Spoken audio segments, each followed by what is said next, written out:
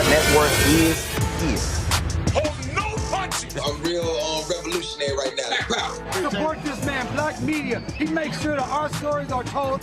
Thank you for being the voice of Black America, Roland. Stay black. I love y'all. All momentum we have now, we have to keep this going. The video looks phenomenal. See, this difference between Black Star Network and Black-owned media and something like CNN. You can't be Black-owned media and be scared. It's time to be smart. Bring your eyeballs home. You dig?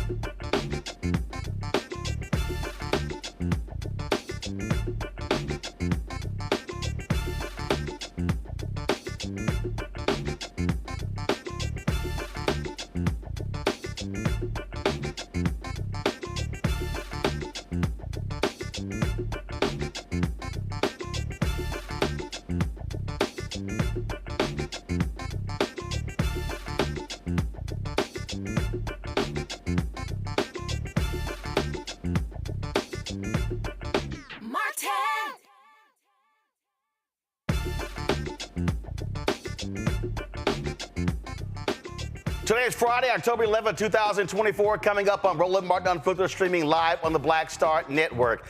Donald Trump insults Detroit, and the Kamala Harris-Tim Walz campaign claps back with a ferocious ad. We'll have that for you.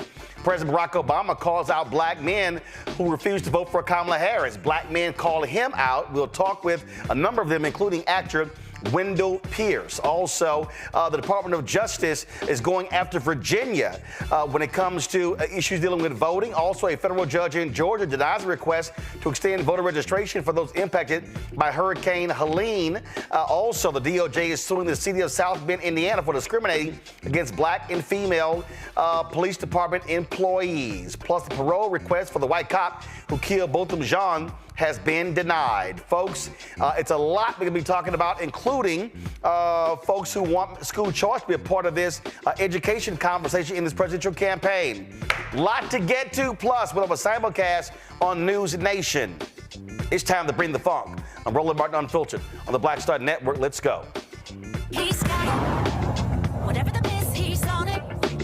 Whatever it is, he's got the scoop, the fact, the find. And when it breaks, he's right on time and it's rolling. Best believe he's knowing. Putting it down from sports to news to politics. With entertainment just for kicks, he's rolling. It's on go, roll, y'all. It's Roland Martin, yeah. Rolling with Roland now. He's funk, he's fresh, he's real, the best, you know he's Roland Martin now.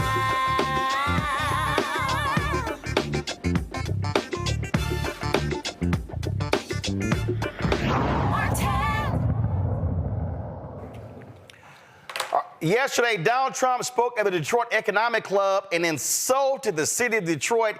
This is what he actually said. I don't think anything that we're talking about today is high on our list. The whole country is going to be like, you want to know the truth? It'll be like Detroit. Our whole country will end up being like Detroit if she's your president. You're going to have a mess on your hands. She just Pissed off a lot of folks in Detroit, and the campaign, the Vice President Kamala Harris and Governor Tim Walz, they clap back.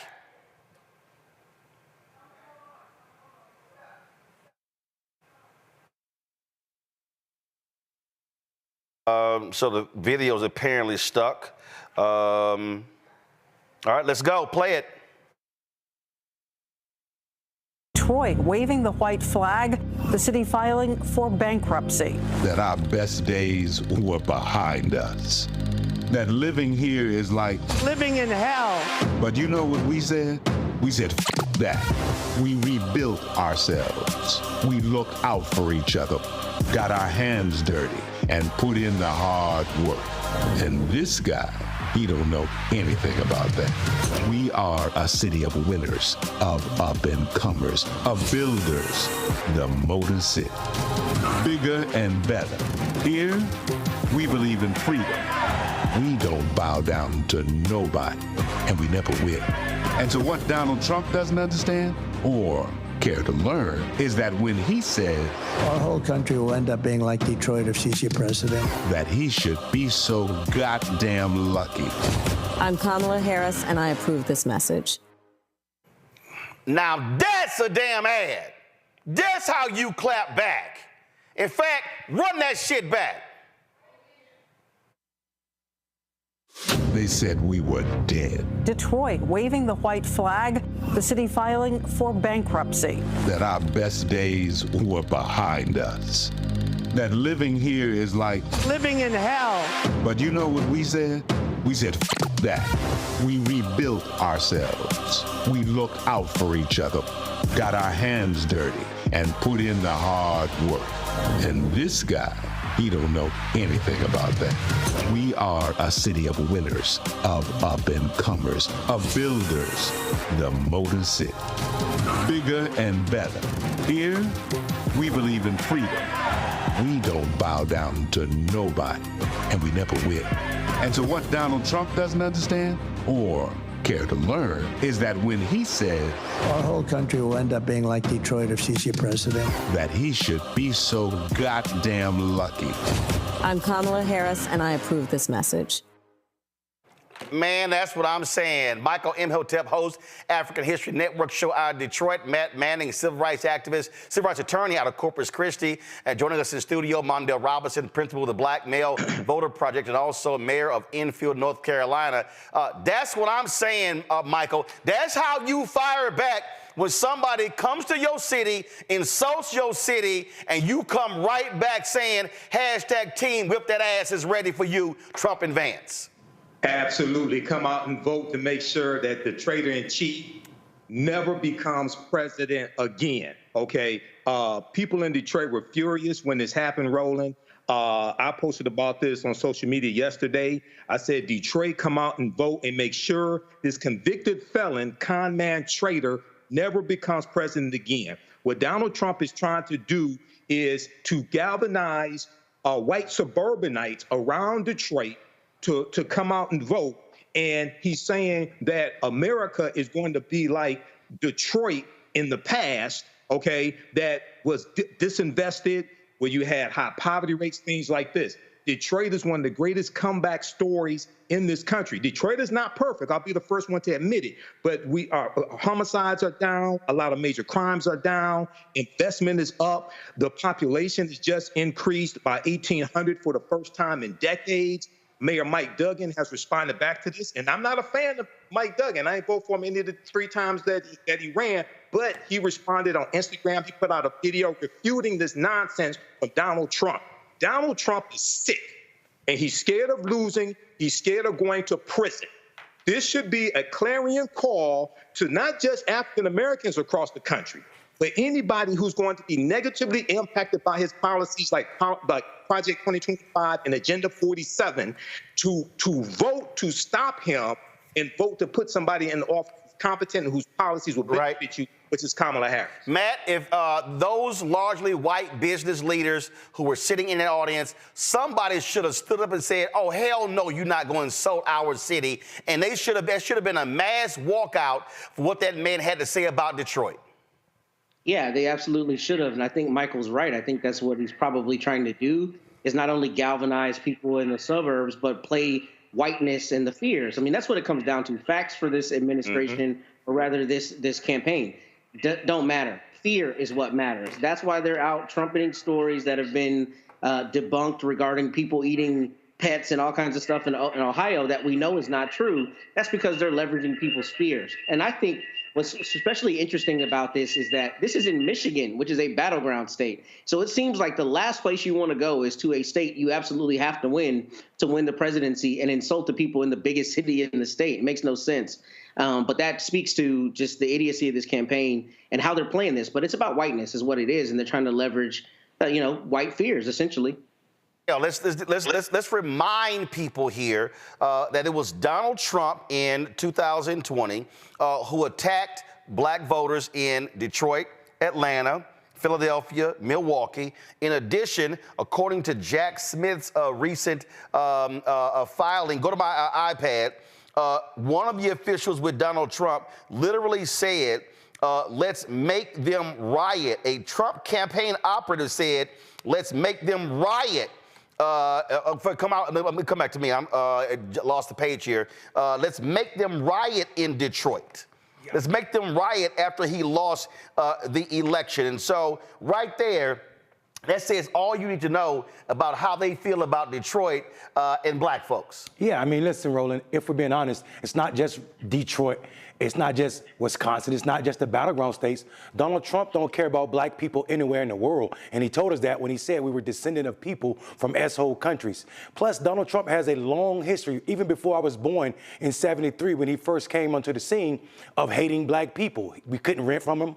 You couldn't lease an apartment from him. You couldn't work from him. He didn't want you counting his money. The track record is already written about Donald Trump. Anybody believing that Donald Trump give a damn about black people, or that he's not using a method that was created by Lee Atwater for Nixon, talking about the Southern strategy, that's all Donald Trump is doing. He's deploying the Southern strategy to remind or wake up the racist nature of those white people that will follow him down any path. We know it's not about patriotism.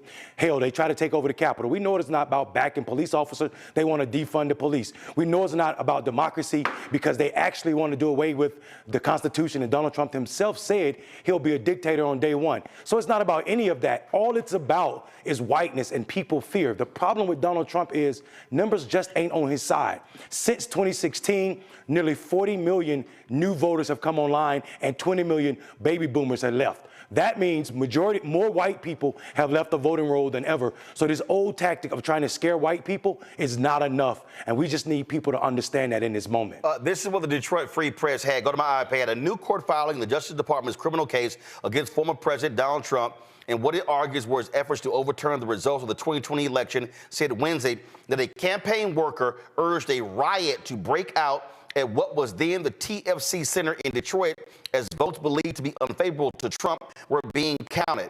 If you keep reading this, it said the claim was made as part of a 165-page filing by special counsel Jack Smith. Not only that, keep in mind, Michael, in 2020, you had a top Republican in Michigan who said, let's continue to count all the votes in Michigan except Detroit. Absolutely, and I live 4 or 5 minutes away from the TCF Center. I saw it as it unfolded, as you had the pickup truck emblazoned with Trump paraphernalia riding out in front, galvanizing people, and as the crowd grew, the police had to block off the street in downtown Detroit. I saw it as it happened. So this is, and Mondale hit on what I've talked about here on the show before. Donald Trump strategically targets and raises animosity against Detroit, Milwaukee, Wisconsin, Philadelphia, Pennsylvania, and Atlanta, Georgia. Okay, and those in 2020, those cities went for Biden-Harris, and he's trying to prey on white fears. And this goes back to 2016 in an analysis from theatlantic.com, which talked about how it was not economic issues that drove a lot of uneducated, college non-educated white males to Trump. It was cultural issues and the browning of America, the fear of the browning of America. So when we communicate with African Americans, especially young brothers, these are things we have to talk about, and talk about policy and how policy impacts every aspect of your lives. And see, Matt, if you expand this, we also have to be explaining to people that this is an individual who will deny resources to such cities. When Puerto Rico, when the hurricane hit there, he denied resources for 2 years. His own folk have been on record as saying he was denying resources to an area of California until they had to show him voter data that was his voters who would be impacted. This man, and this is what Project 2025 was all about, this man is going to starve black cities. Donald Trump won't give a damn about Houston, New Orleans. He won't care about Charlotte. He won't care about Atlanta, Detroit. He will trash any city where you got significant black voters, where you have Democratic mayors, because that's who this man is. And so black folks need to understand, you can be talking about, oh, your pocketbook, but when you start looking at the resources that are becoming to where black folks are, he is going to starve them because he is appealing to his white MAGA base.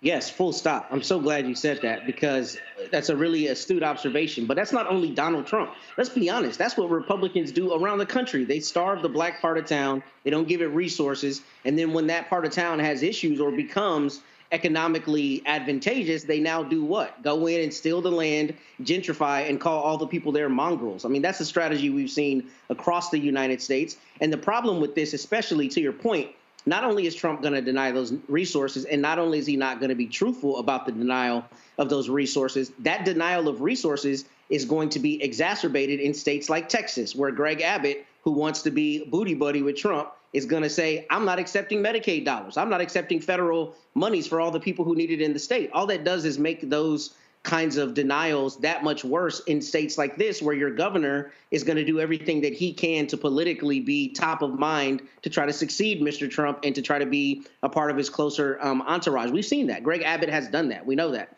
So not only is Trump going to deny it, but it's going to be exacerbated in places where DeSantis, Abbott, and others want to be a part of his same ilk.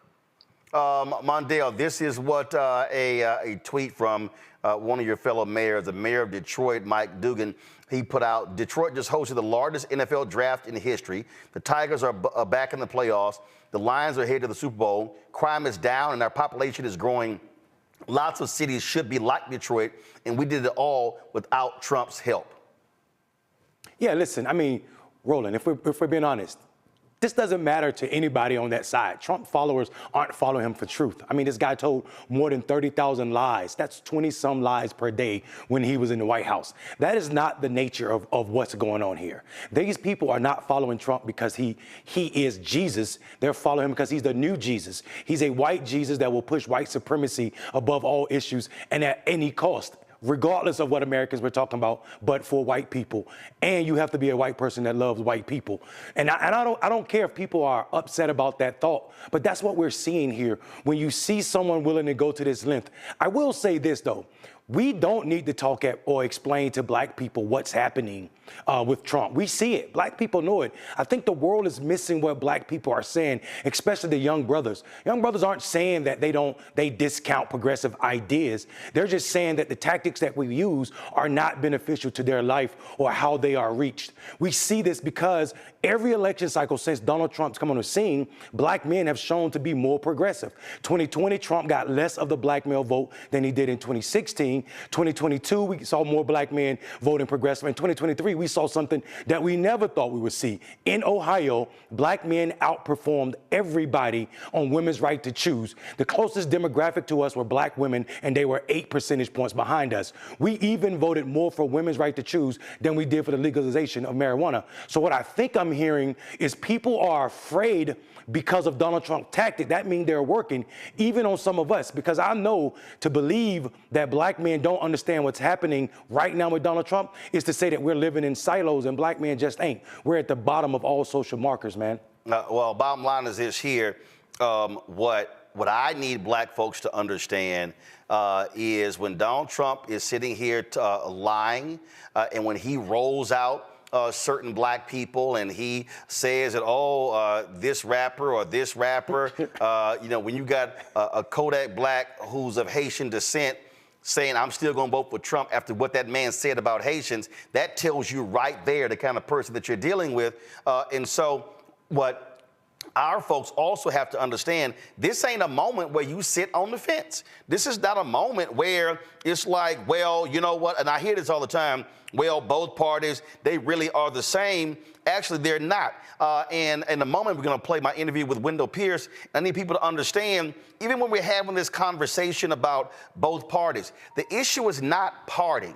The issue is your interest. And see, and that's where people keep getting caught up. When I hear a lot of these brothers and sisters, man, the Democratic Party ain't this, they ain't that, ain't nothing happened in 60 years. But first of all, we know that's a lie. But you do have to step back and begin to say, wait a minute, what are the issues that I actually care about? And then when I start looking at the data, how does that actually line up? That, to me, is how we must be thinking about this. And I think too many people, when they are talking about these issues, talking about what's going on, out here, they're caught up in a lot of this chatter you're hearing from a bunch of mealy-mouthed individuals who don't know nothing about public policy, and y'all know they are, all those so-called YouTube, TikTok, Instagram political scientists who are telling you that your vote, you get nothing for your vote, none of that stuff matters. Well, guess what? All of them are lying. And see, I'm not even going to give them any shine by mentioning their names, but a bunch of them look like us. And a whole bunch of folk follow them. And I see y'all tweets, oh, you need to debate so-and-so, Dr. So-and-so, and debate so-and-so. I don't debate and waste brain cells with fools. And so we need to understand what's going on here. There are chaos agents who look like us. And there are individuals who some of y'all watch, listen to, who don't give a damn about black people. I love this billboard that's up in Miami right now. I saw it on social media. It says, Haitians who respect themselves don't vote for Trump. Respect Haiti. Go to bit.ly/Haitian votes to make your plan to vote.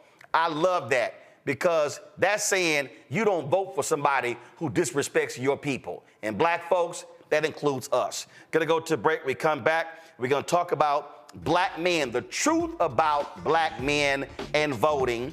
We're going to first start with actor Wendell Pierce, and they're going to have a roundtable conversation with nothing but brothers, because I don't understand when you have conversations about black men and voting, you got sisters in the conversation. You don't have brothers talking about sisters voting. So we're going to have that conversation right here on Roland Martin Unfiltered on the Black Star Network. He told us who he was. Should abortion be punished? There has to be some form of punishment. Then he showed us. For 54 years, they were trying to get Roe v. Wade terminated, and I did it, and I'm proud to have done it.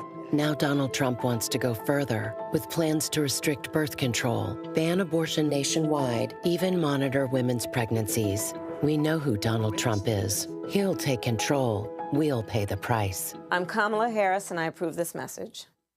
In 2016, Donald Trump said he would choose only the best people to work in his White House. Now those people have a warning for America. Trump is not fit to be president again. Here's his vice president.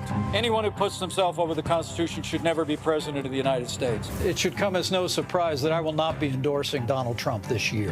His defense secretary. Do you think Trump can be trusted with the nation's secrets ever again? No. I mean, it's just irresponsible action that places our service members at risk, places our nation's security at risk. His national security advisor. Donald Trump will cause a lot of damage. The only thing he cares about is Donald Trump. And the nation's highest-ranking military officer. We don't take an oath to a king or a queen or to a tyrant or a dictator. And we don't take an oath to a wannabe dictator. Take it from the people who knew him best. Donald Trump is a danger to our troops and our democracy. We can't let him lead our country again. I'm Kamala Harris, and I approve this message. I get it. The cost of rent, groceries, and utilities is too high. So here's what we're going to do about it. We will lower housing costs by building more homes and crack down on landlords who are charging too much. We will lower your food and grocery bills by going after price gougers who are keeping the cost of everyday goods too high. I'm Kamala Harris, and I approve this message because you work hard for your paycheck. You should get to keep more of it. As president, I'll make that my top priority. Hey, what's up? It's Tammy Roman. Hey, it's John Murray, the executive producer of the new Sherry Shepherd Talk Show. It's me, Sherry Shepherd, and you know what you're watching, Roland Martin Unfiltered.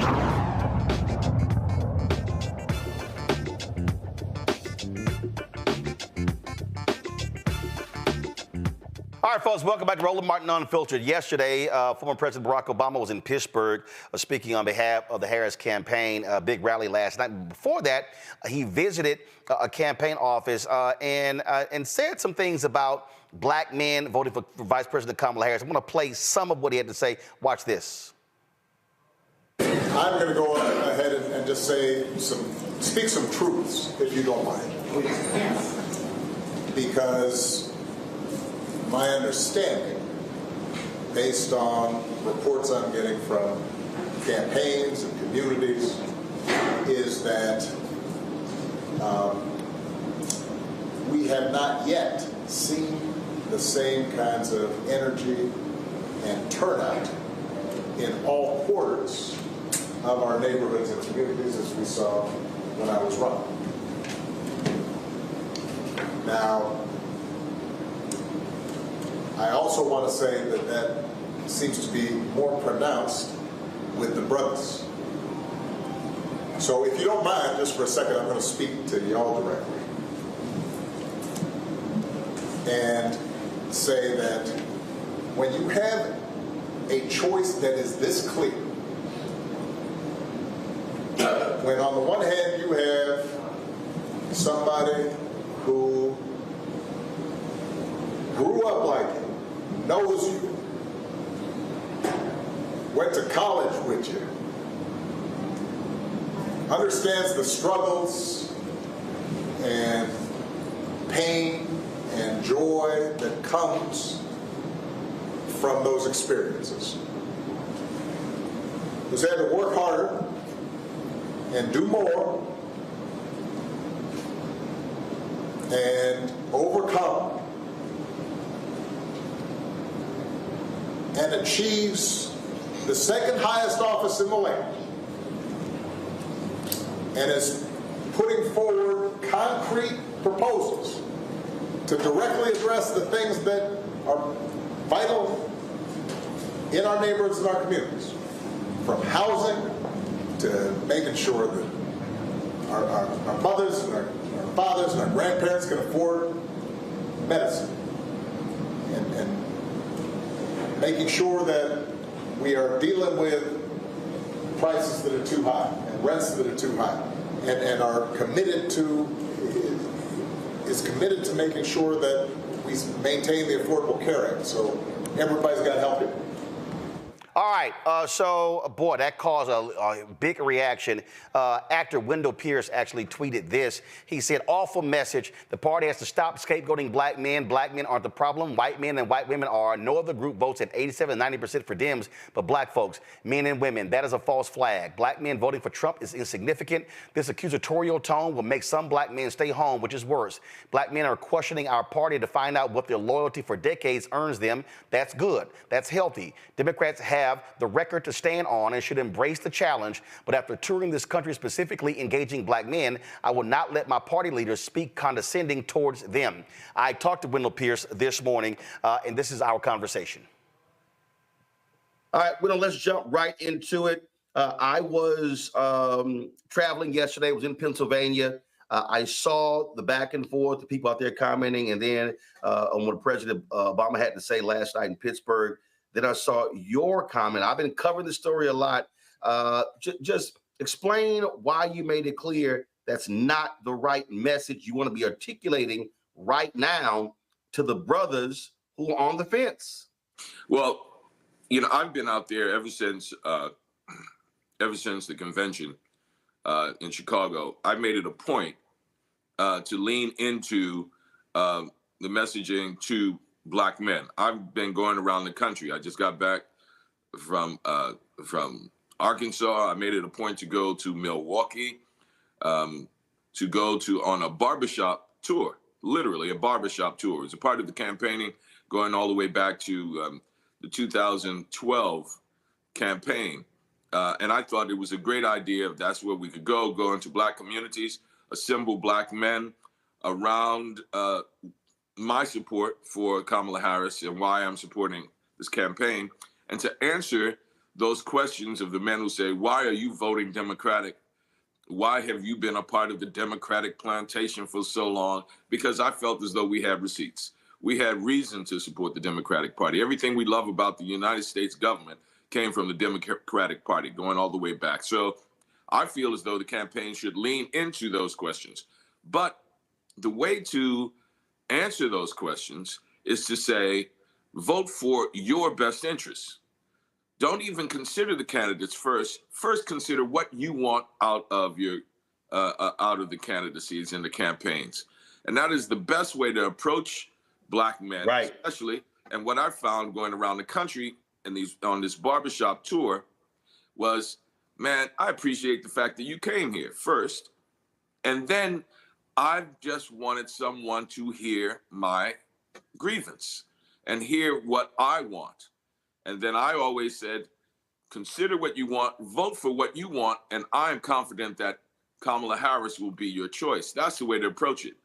I find it condescending in a party that has had the support of Black men, upwards of 85% of our population voting for the party, to say to them that in some way they or should be spoken down to or haven't been supportive, when we all know that it's white women who haven't supported this party to the point that we should be winning all of these elections. And I thought that the message that the president spoke about last night is a distraction and is condescending to Black men, especially when we have supported the Democratic message and the Democratic Party in huge amounts, an inordinate amount of support. And that's the last group that you should be condescending to. Well, you said something that is key when you said you got a messaging problem. You're not explaining what you've done. So here's the deal. I've been showing this chart for several days. My man Chris Toller at Black Voter Project sent it to me. And here's what the chart shows. The chart shows, and President Obama might want to look at this chart, that first of all, it shows Black men's voting patterns from 1972 up to present day. And if you go back, 72, it was 23% for Republicans. It was 19% for Republicans, 76. Then it goes to 14, 12, 15, 13, 15, 12, 13. But then it gets 2008. 5% voted for Republicans. But here's the key. 2012, it goes back up to 11. There was a 9-point gap between Black men and Black women with Obama rounding 2012. Black men were saying in 2012 that they were not satisfied with the job that Obama was doing. That was 2012. And I remember vividly talking to Democratic officials saying, y'all had better craft a messaging strategy that micro-targets Black men. This is going to be a problem. Then we go to 16. And I remember then the number went up. In 16, it was 13. And I remember telling Tom Perez, Tom, y'all got to have something specific. Jamie Harrison came in, said the same thing to Jamie. And so what they don't understand is this is not just young Black men. Black people, you now have to micro-target them. You have to speak to them. You got to spend more resources communicating with them in off years because we no longer self-identify as Democrats the way we used to. And here's the thing, Roland. We have the goods, right? It's about messaging. The reason I went to barbershops, I was screening a film. I'm a part of the Academy. And there was a film nominated for an Oscar last year called The Barber of Little Rock, about this young man, Arlo Washington. Oh, yeah, I saw it. Yep, I saw it. It's a brilliant film that actually explains to you what the community development legislation from the Democratic Party has been about since the 1990s, came about in the Clinton administration, where banks get billions of dollars from the federal government every year, free money that they get every year if they put it out into the underserved communities, development of economic development and community development financial institutions. It's what I used to rebuild my neighborhood of Pontchartrain Park in New Orleans post-Katrina. I did not even know about it.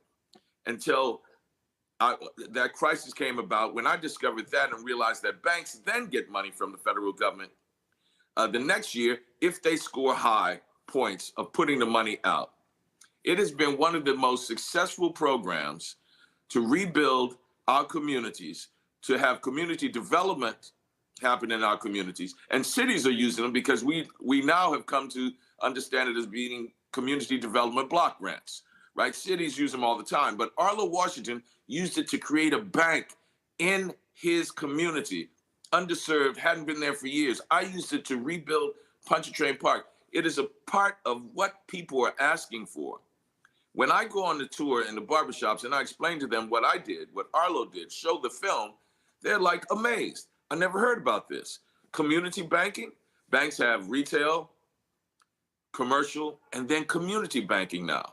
They get more money from the federal government so they can put their interest on top of it if it rolls out into the community. So they are incentivized to make sure that economic development happens in our communities. And to take advantage of that is what Black men are looking for. They're looking for that economic engine. They're looking for that economic opportunity. What happens at the end of most of my meetings or these barbershop talks are saying, how can I create a community financial institution? How can I create a community development corporation like you did in Pontchartrain Park? They're looking for someone to come and bring the information to them. We have the information. We have the programs. We have all of that. Even President Obama has My Brother's Keeper, which is a program that I support and I love and I think it's important. But if you don't get the message to them, you lose them. And if you condescend, the mainstream media jumps on it like, chum for a shark.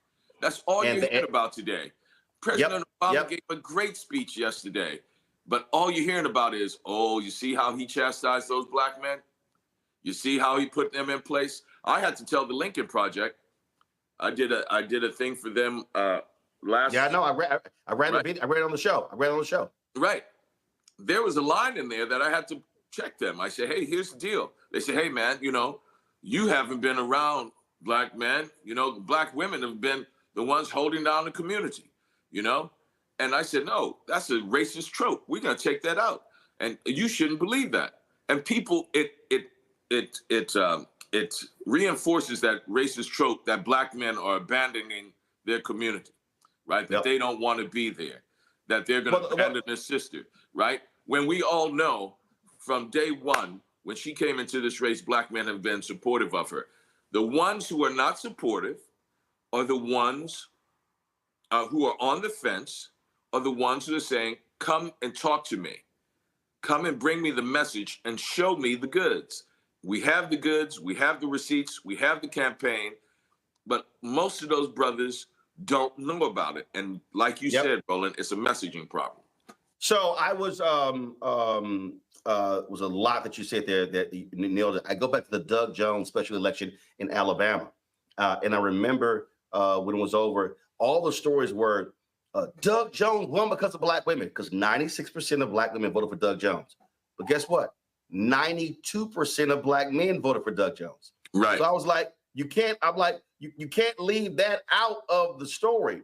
But when I look at data, and I was supplied this data by my man, Cornell Beltran. When you look at where Black men and Black women are, stopping Project 2025, 20% men, 23% women. Okay. When you talk about protecting our democracy, 22% blend. This is Black folks. 22% men, 19% Black women. And then preserving rights and freedoms, 21% men, 17% women. And there are a multitude of issues here. So if you are Democrats, Isaac Hayes talks about this here. He says he's able to do crowdfunding and raise the amount of money he has for fan base because the law was changed under President Obama. If you're Vice President Kamala Harris and you're out talking about Black men, you say, I care about your entire being, your mental health, your physical health, your economic health. So the Affordable Care Act made a huge difference in Black health. Right. We talk about the resources for mental health. when you talk about, look, Democrats, this administration gets criticized because they did not pass the George Floyd Justice Act. Who wrote that? Senator Harris did. But it got through the Democratic House. It stopped in the Senate. But also what they did is, this has been the most aggressive civil rights division. Just the other day, I got a press release where they put a cop in prison for beating a black man. But what you're saying is, and I've been saying the same thing, is you have to tell your story. You can't assume people know about all of these things. And also what has been so effective for in my encounters is when you say, what do you want? Don't even think about the candidates right now. What do you want for your family? I start. Then look at the choice.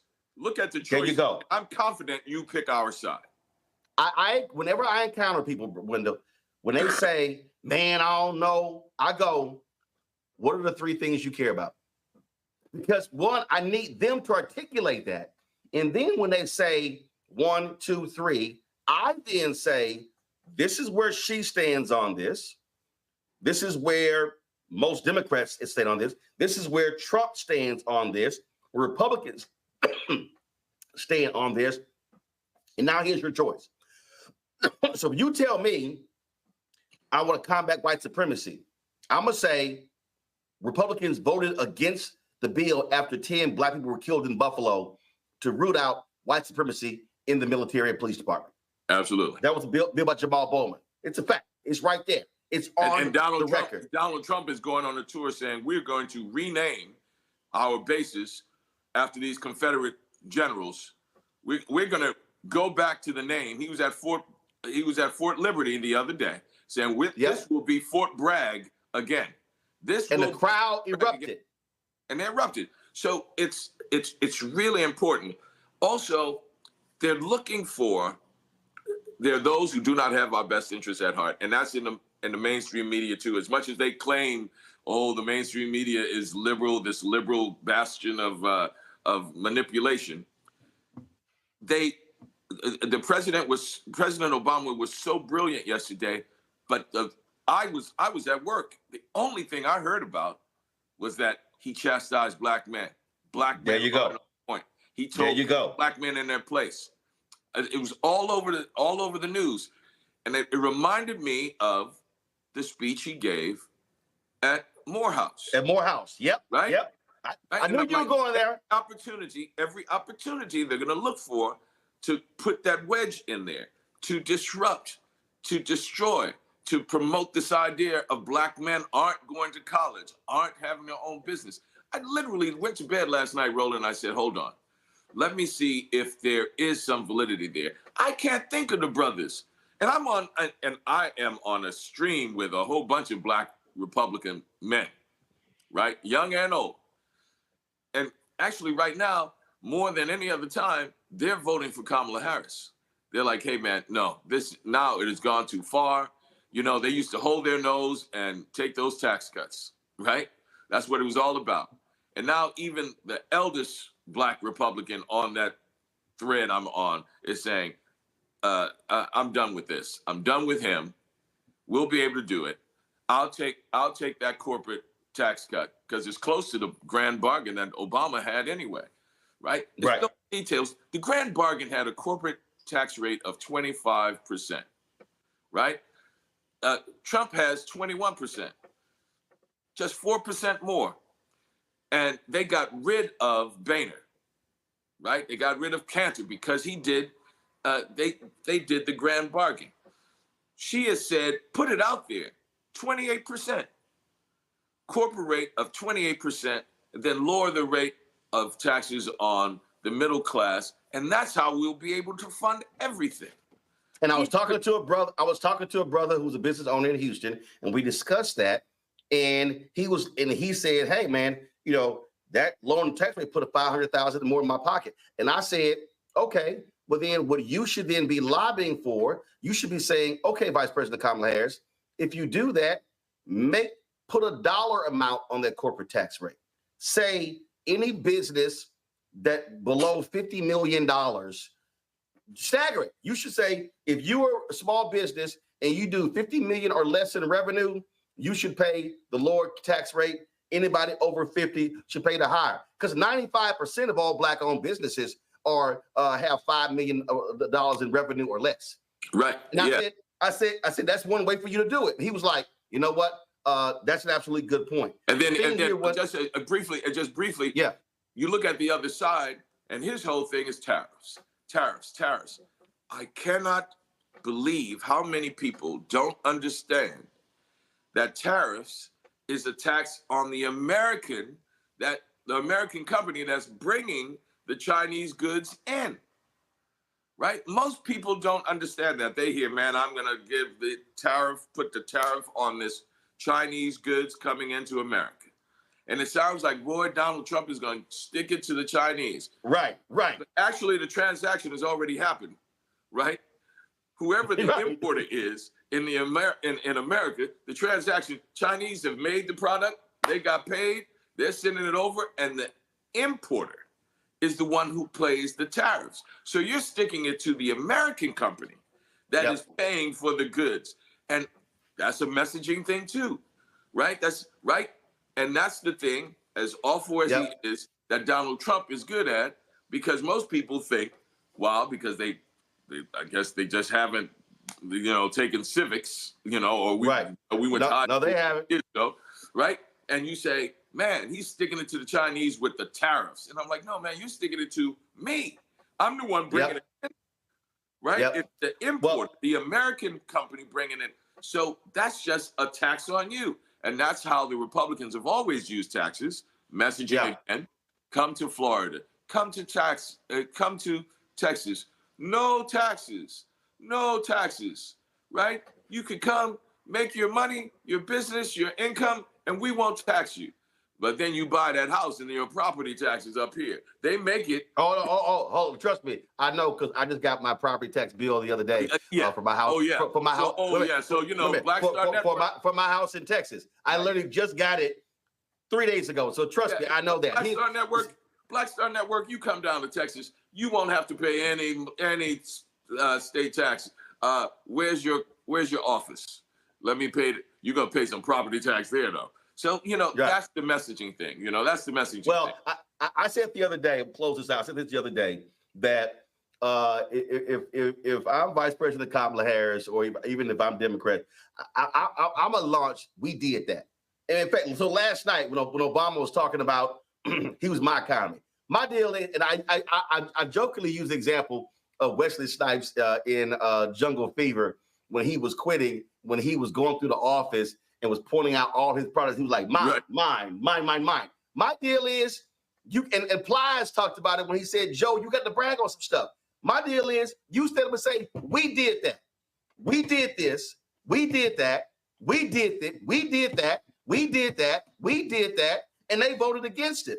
And so this is about data. It's about information. This is exactly what we did. You're right. You speak to that. You say that to brothers and sisters. You say that to white folks, Latinos, and others. Then your message resonates. And you lay out what I'm actually going to do as well. And so if I'm Vice President Kamala Harris, people don't realize this, Wendell, when the First Step Act passed the democratically controlled House, it went to the Senate.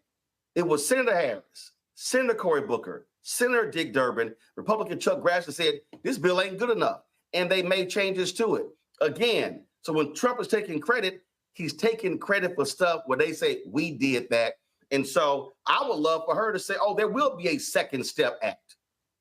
There's a first step, there's a second step. But again, you have to meet people where they are and tell them what you have done.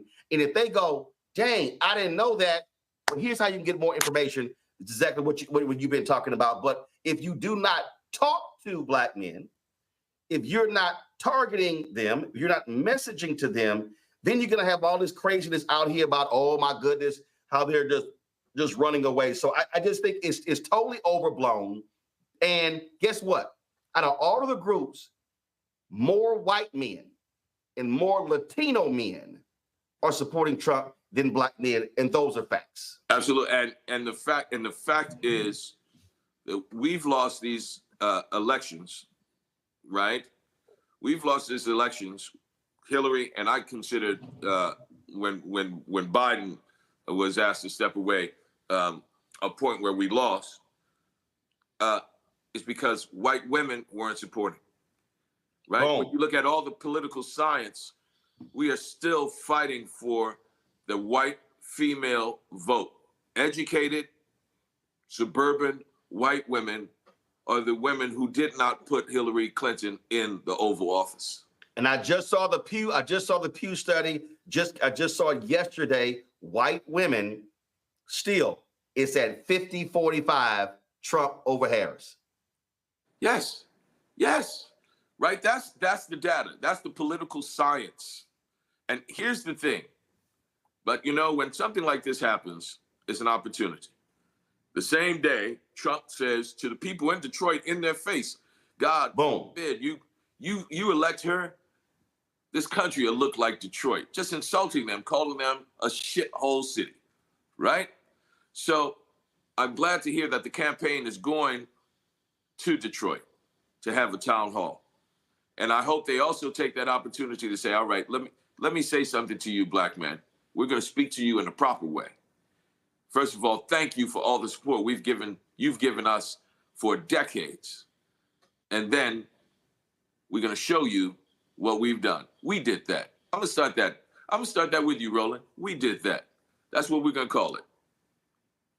That's it. Well, you're right. Again, you don't talk down to them. You talk to them. You talk with them. And then, as you said, you listen to them. And then you say, this is what I'm going to do when I actually get in.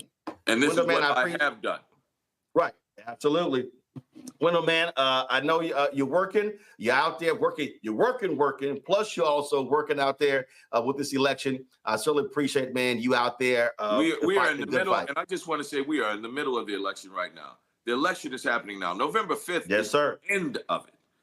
We are 20 states are right now voting. Go and vote now. Vote early. The returns in Pennsylvania have been wonderful when it comes to early voting.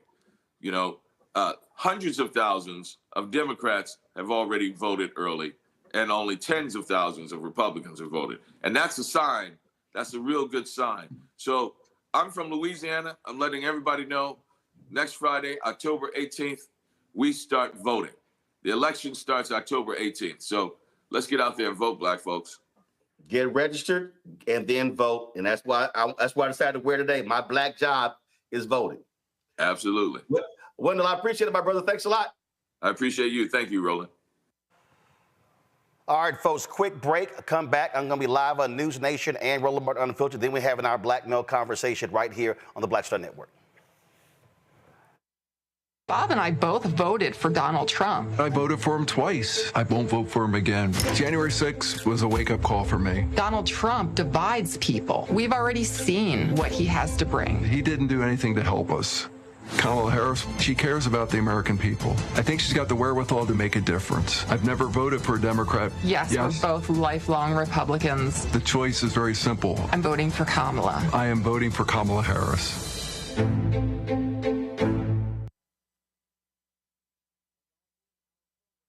IVF is a miracle for us because it allowed us to have our family. After having my daughter, I wanted more children, but my embryo transfer was canceled 8 days before the procedure. Donald Trump overturning Roe v. Wade stopped us from growing the family that we wanted. I don't want politicians telling me how or when I can have a baby. We need a president that will protect our rights, and that's Kamala Harris. I'm Kamala Harris, and I approve this message. Of 100 Republicans who worked in national security for Presidents Reagan, both Bushes, and for President Trump, now endorsing Harris for president. She came up as a prosecutor, an attorney general, into the Senate. She has the kind of character that's going to be necessary in the presidency. Vice President Harris is standing in the breach at a critical moment in our nation's history. We have a shared commitment as Americans to do what's right for this country.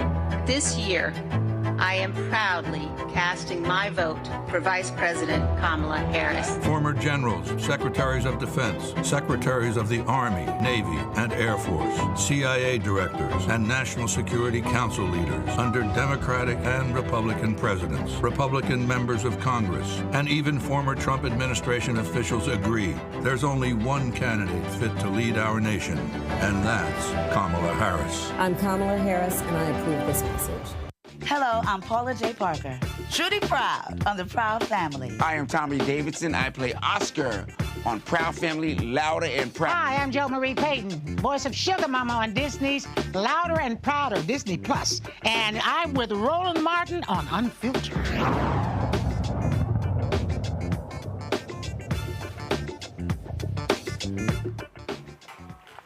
All right, folks, welcome back to Roland Martin Unfiltered. So here's what's happening. I'm going to be live on News Nation in about 5 minutes here on the show. We still have Michael Imhotep, Matt Manning. We also have Mondale Robinson joining us as Khalil Thompson, Executive Director of Win with Black Men. Glad to have everybody here. So the conversation I'm going to be having there is also dealing with black men. One of the things, Khalil, I'm going to start with you that's just cracking me up. Like all of these folks out here keep talking about, oh my God, this record number he's getting. Chris Toler of the Black Voter Project has been breaking it down. That doesn't exist. No. And so what you have here, this reminds me of what happened when Stacey Abrams was running for governor. And all of these people, they don't know what the hell they're talking about. And then they also are looking at polling that vastly underreports African Americans, and they're making these assumptions that, oh yeah, he's gonna get 25, 26% of the black vote. In every black poll we've analyzed, it doesn't exist. Exactly. The two biggest voting blocks for the Progressive and Democratic Party, number one, black women. Right behind them, it's single digits in percentage in between, black men. So what are we talking about? Why are we not talking about other demographic groups or socioeconomic groups that are not showing up for the Democratic Party or progressives at a larger degree? I think it's a red herring, it's a false flag, it's an incorrect narrative to keep pushing out that there's the division between black men and black women, especially as they're voting. It just does not exist. Well, again, Mondale, what's so crazy listening to all these people, they ain't talking to black people. They ain't talking to black men. I've had every black-specific poll on this show, and they totally look different than these other mainstream polls. Yeah, I mean, listen, I don't even really care about polls simply because I have too much data on black men at Black Men Voter Project. We have more than most, if not all, organizations doing this work. And what I mean by that is there's never been a time, ever, that black men didn't vote more for black women than anybody else anytime a black woman's name is on the ballot. That's not going to change in this election cycle.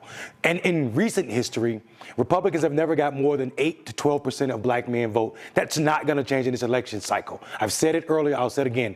Black men have become more progressive since Donald Trump has come on the scene. If you remember, before Donald Trump in 2015 came on that golden escalator, there was always a rap song or a rapper bragging about Donald Trump.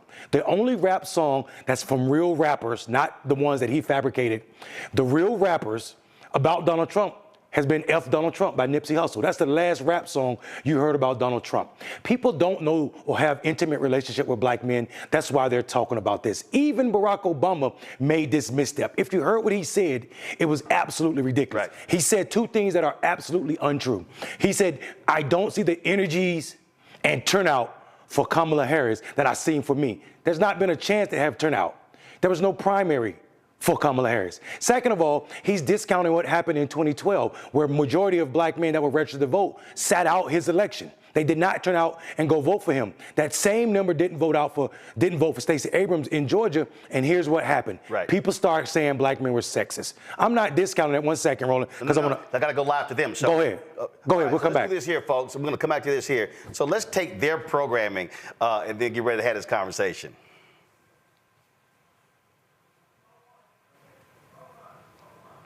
That Barack Obama is now treating working class men the exact same way he's treating or has treated white working class men. It's not a race thing.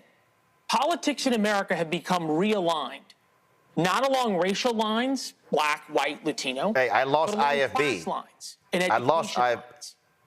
And that's something that is terrifying for the Democratic. Hey, Roland, can you hear program okay? Yeah, I can hear program. I had IFB in my ear, but I got it in my speaker, in my control, in my studio, so I'm just going to turn. She is black. I'm just going to hang up on the IFB, okay? For disaster.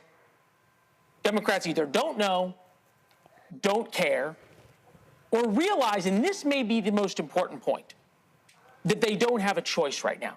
Because Kamala Harris is in trouble. Big trouble. The polling shows that, the internal polling shows that, our reporting shows that. And Obama right now is their only chance. Roland Martin joins us now, host of Roland Martin Unfiltered on the simulcast. Roland, welcome to the show. Glad to be here. Thank you very much. I'm glad to be here. What do you make of this attack by Team Obama of lecturing black men? Insane. It's unacceptable if you do not support Kamala Harris. First of all, Leland, everything you just laid out in the last 5.5 minutes is absolutely wrong. I mean, it's right there in the data, okay? So it's just totally wrong, okay? I'm literally sitting on my set with the head of the Black Male Voter Project and the executive director of Win with Black Men, folks who know the data better than anybody else. So first and foremost, okay, in 2008, President Barack Obama got 95% of the black male vote, and then the GOP got 5%. 2012, it goes up to 11 points. When you study the data from 1972 to present day, 72, 76, it was 23% of the black male vote. It was 19% in 1976, and then it dropped anywhere from 9 to 13. The reality is this here. And that is, when you look at black men, they are the second largest voting bloc in the Democratic Party behind black women. That's an absolute fact. What you also see is that black men are the most progressive group of men in this country. When they had the ballot initiative in Ohio, black men voted at a higher rate to protect reproductive rights than even black women, than white men. And so you need to understand that if you actually talk to black men, what you're seeing is that the black voter has changed. The further you get away from the civil rights movement, African Americans less self-identify as Democrats because as they, of course, as you're getting younger. So when you saw Biden's poll numbers, it was weak poll numbers because he was in the low 50s among African Americans. I've had on this show literally the polls that have actually. I'm still trying. I hear you, and I appreciate all the statistics. I'm still trying to figure out where I'm wrong. Well, first, then why is Barack Obama coming out insane? And we'll play Barack Obama's clip here where he was talking. We have not seen the same kind of energy and turnout in all quarters of our neighborhoods. Take a listen. Because, okay. Hold on, just take. We have not yet seen the same kinds of energy and turnout in all quarters of our neighborhoods and communities as we saw when I was running. That seems to be more pronounced with the brothers. Okay, New York Times Siena College poll. Trump 53, Harris 42, male voters to Trump. Black male voters, New York Times Siena College poll. Harris 79, Trump 15. And here's the deal. And Leland, this is what you're actually doing, the mistake that you're making. You're quoting the New York Times Siena poll, and you're not going to the crosstab to look at who they're actually measuring. You should call Chris Toller with the Black Voter Project, who breaks down every single mainstream poll. I just want to be clear. You don't think Kamala Harris has a problem with losing black male support? No.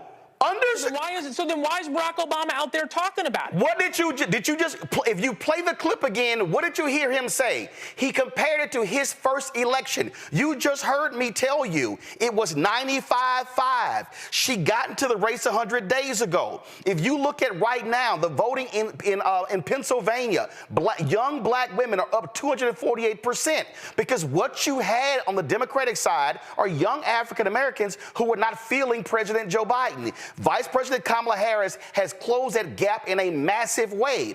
And so now what you're seeing is she is building. It's actually in the data. If you talk, Leland, to Black Voter Project, if you talk to Black PAC, if you talk to Terrence Woodbury, if you talk to Cornell Belcher, folks who are well-versed in black data, you will actually see that. If you look at many of these mainstream polls, they are underreporting underpolling black people. Okay, well, we can take that up with the New York Times, number one. Number two, you just gave our bookers an entire list of folks. I sure did.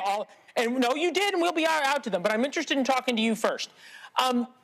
Do you think, or do you see a desire by the Democratic Party and by Kamala Harris's campaign and by extension Barack Obama to understand why, and you are right, that black male voters were moving away from Joe Biden? And yes, Kamala Harris has gotten some back. She's not gotten all of them back. Is it time, and you told me I was wrong, so I'm going to just ask you the question again, but is it time to start looking at the electorate not as black, white, and Latino, but based on education? No, because here's the deal, Leland. If you understand politics, politics is totally about identity politics. What is a soccer mom? It's a white suburban woman. What is a NASCAR dad? It's a white suburban man. Politics is totally about looking at race, looking at class, looking at income. You parse the data. In fact, I talked to a black Republican yesterday who said how Republicans are trying to target African-American men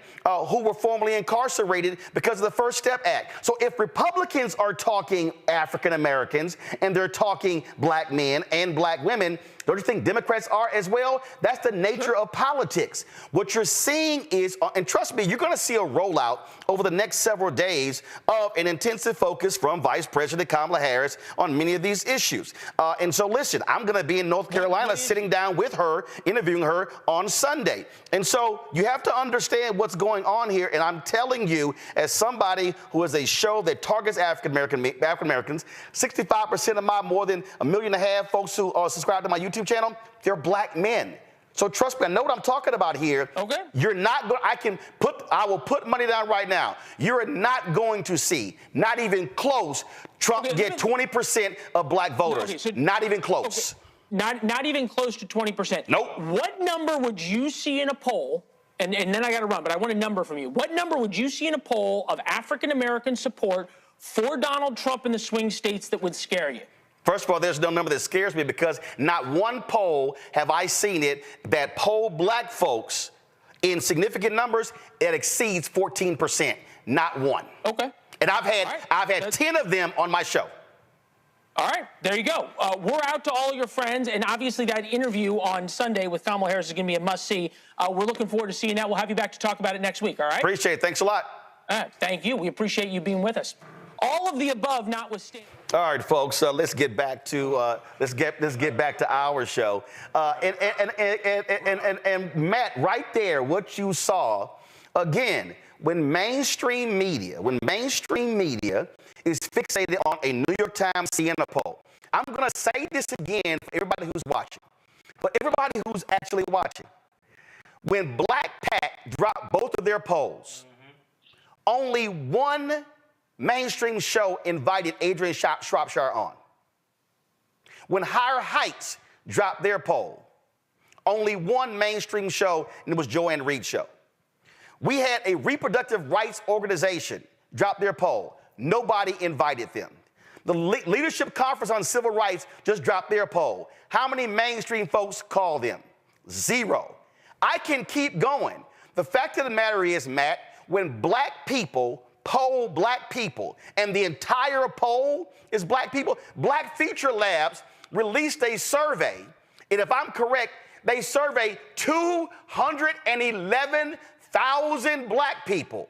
And MSNBC, CNN, Fox News, ABC, NBC, CBS, News Nation, all of these folks, One America News, Newsmax, not one of them invited them on. And so that's the real issue. These mainstream media folks, white mainstream media, they do not understand black people, and they're trying to get mainstream white media organizations to feed them polling data that underpolls black people. Well, let me first say, brother, you ice cold to be on your own show, go on another show, and come right back to your show and take no breaks, man. You cold, and I got to give you some love for that.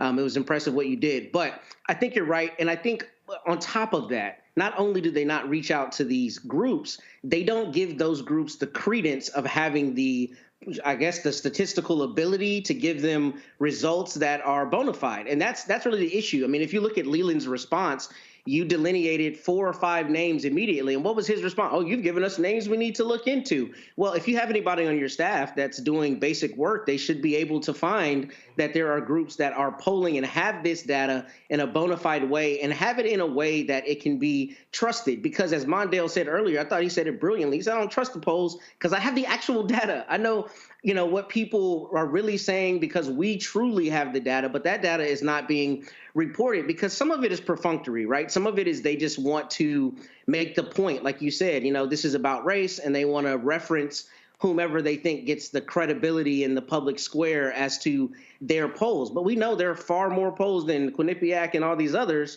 where they're actually getting the data that gives it a better light. It casts it in a true light. So I think this is a matter of media elitism, number one, and I think this is a matter, number two, of them not doing the investigation to find who really has that data and whether that data that they're reporting from the New York Times or elsewhere is really the true, credible, bona fide data. I can't.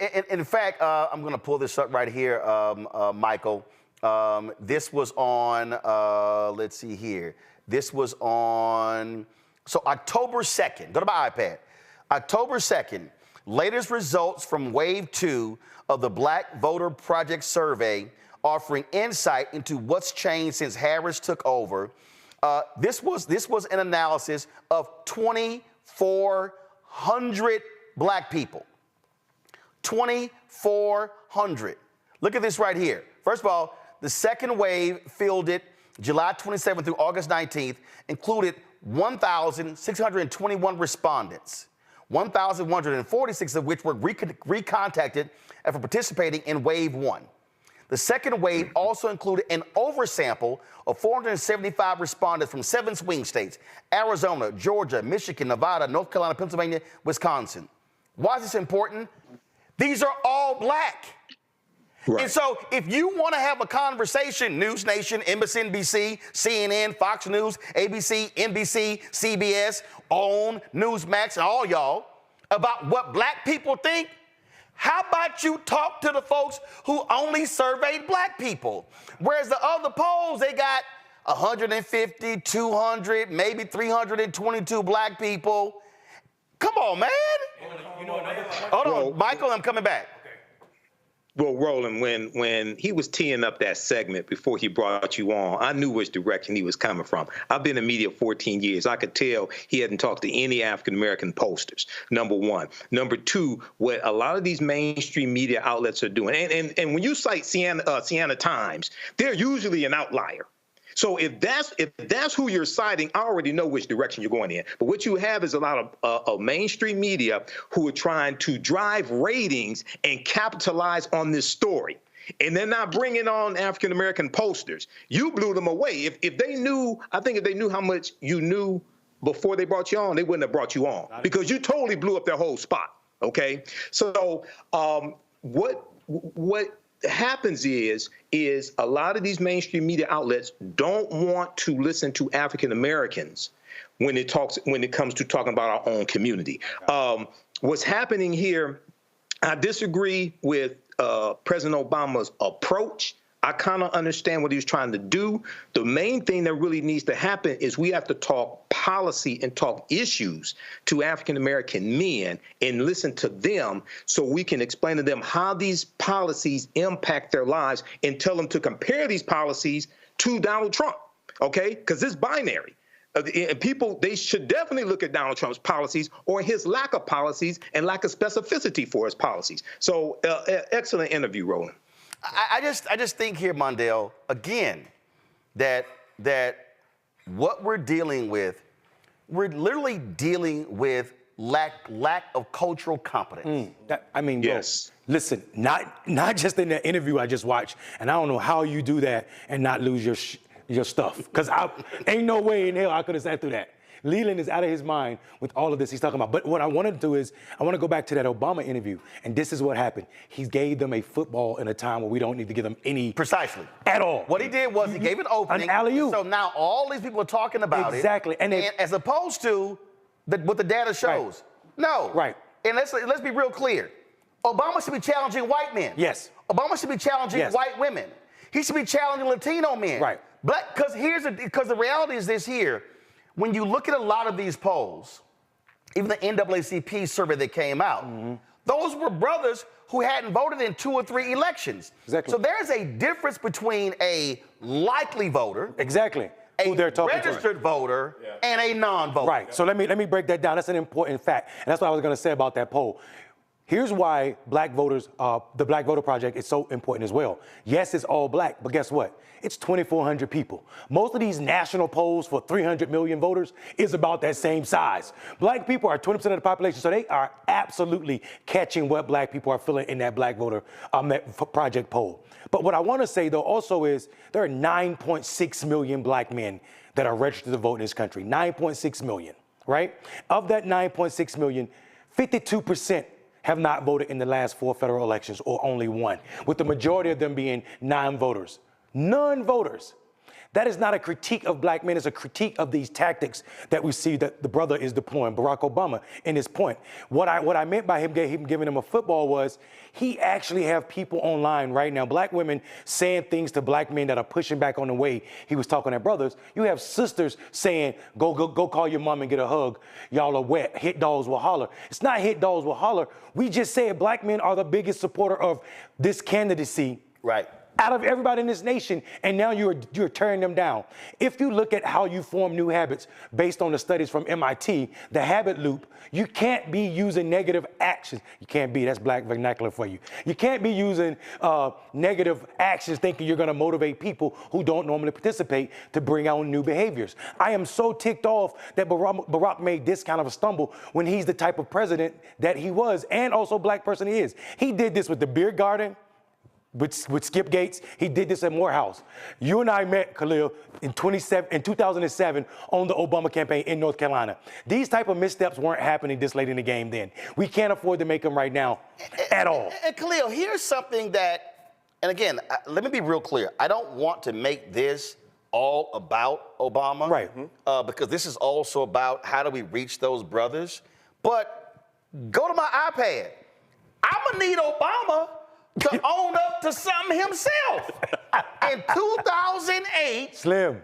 5% of black men voted for GOP. Right. 95% voted for Senator Barack Obama. My God. 4 years later, the number was 87% voting for Obama and 11% voting for Romney. Why? Because black men said in 2012, we don't think he did enough for us. Yeah. So Obama lost 6 points among black men. And in 2012, I said, Democrats, y'all better be paying attention. I said,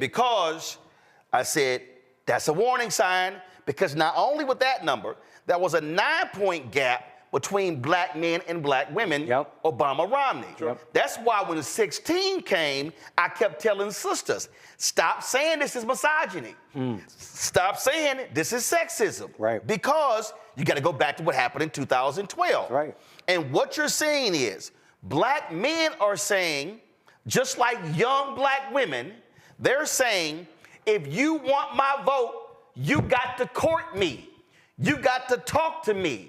You got to message to me. You got to communicate to me. Whenever you look at anybody who is really 55 plus, and the reason I know this in my bones, I'm 55. I started watching this with my generation. I remember the conversations that were happening among my peers at Texas A&M. And I was sitting here saying, okay, this is a different conversation these black folks are having from their mamas and daddies. And so then when you start seeing black folks get more education, make more money, we start operating in tax brackets our parents were never in. The reality is this, my mom and dad combined never made more than $50,000. My third job in the business, I was at $45,000. I've made more money than my parents annually over the last 20 plus years. And then when you start talking about, when you start pushing entrepreneurship, what does that mean? Black folks start talking about corporate taxes. Hell, when you didn't own nothing, you didn't even think about corporate taxes. And so what folk don't understand is that this generation is saying, Democrats, white Democrat consultants, y'all got to stop doing the same thing to attract black people. That's what the numbers are bearing out. And so what these white campaign managers got to do, and these white strategists got to realize, and what people like Future Forward, the PAC that got, I'm going to show in a minute, what Greg Sargent, how Democrats are putting them on blast with their strategy, they keep running the 1984, 1994, and I dare say Obama plan from 2008 that don't work in 2024. It can't. We don't need you to show up in our churches and our community at this time in October. We are persuasion voters. We always have been. We've just been taken for granted to believe we're only mobilization voters. 41% up voter registration in Georgia, 110% up voter registration in Pennsylvania since 2020 in both of those states. We are seeing that there is an appetite in our communities for black voters want to turn out and they want to vote. They want to participate in this election.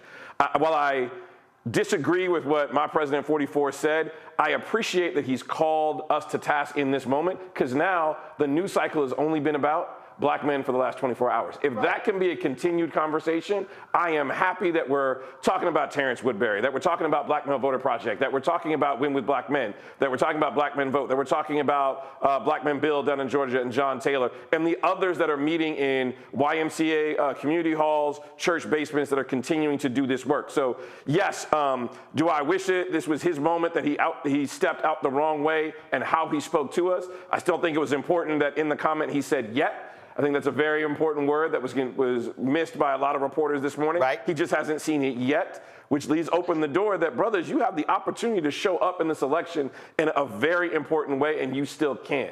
So this is, as I'm fond of saying, this is a performance review that we can do right now. If I am having my amazing 7-year-old CEO, if she applies for a job later on in her life, and she has the resume of Vice President of the United States, former U.S. Senator, the Attorney General of the state, a district attorney, a partner, and other amazing things on her resume, and you compare it to somebody else that is a 34 convicted felon, I hope she gets that job over someone else. I am hoping that's what President 44 was trying to say, that brothers should not find an excuse to sit out this election and sit on their couch, that they should look at both resumes and make the best decision and the most informed decision that they think is going to be. Let me say something real quick. Do you remember during the interview, Michael, when I said we did that? Yeah. Okay. Yes. I need anybody black, and you can be non-black watching.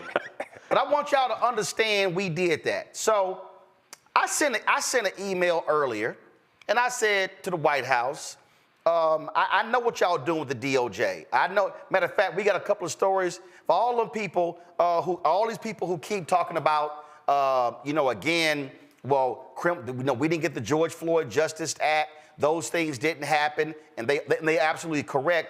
Don't think for a second that this Department of Justice still has not been doing the work. And unfortunately, what the White House has not done, the White House has not been amplifying this from the podium. And I have personally told Karine Jean-Pierre, why are y'all not sitting here talking about the amazing work of the Civil Rights Division of the Department of Justice? If y'all were doing that, folk would know what y'all talking about. So for instance, the Department of Justice filed a lawsuit against an Indiana city alleging discrimination in the hiring process for entry-level police officers at the South Bend, Indiana Police Department. The lawsuit explicitly accuses the city of South Bend of violating Title VII of the Civil Rights Act. I'm gonna go ahead and stand up. By using a written exam, it discriminates against black applicants, and a physical fitness test, it discriminates against female applicants.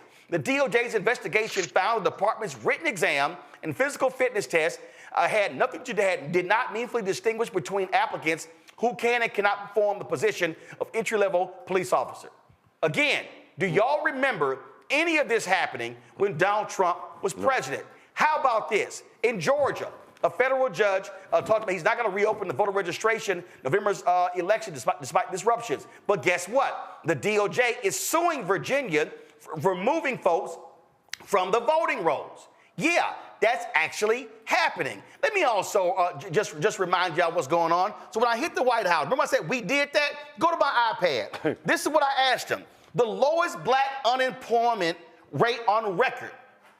Lower than under Donald Trump, created 2.4 million jobs for black workers as of August 2024.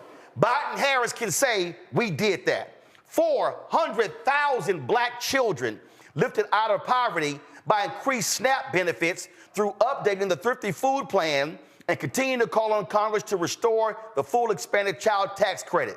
Guess what? Which benefited and helped 600,000 black kids come out of poverty. Hashtag we did that. They grew black business ownership at the fastest rate in over 3 decades. We did that. When Vice President Kamala Harris went to Detroit, I was there, she talked about how of the black-owned businesses that went out of business during COVID, they have brought 45% of them back. That's called we did that. Go back to my iPad.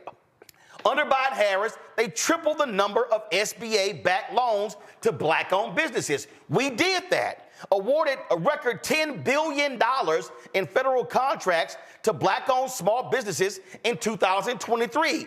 Hashtag we did that. Invested a record $16 billion in HBCUs. We did that. Secured a $900 increase to the maximum Pell Grant Award, the largest increase in the past 10 years. And anybody knows if you are a HBCU student or a black student at PWI, you likely got a Pell Grant.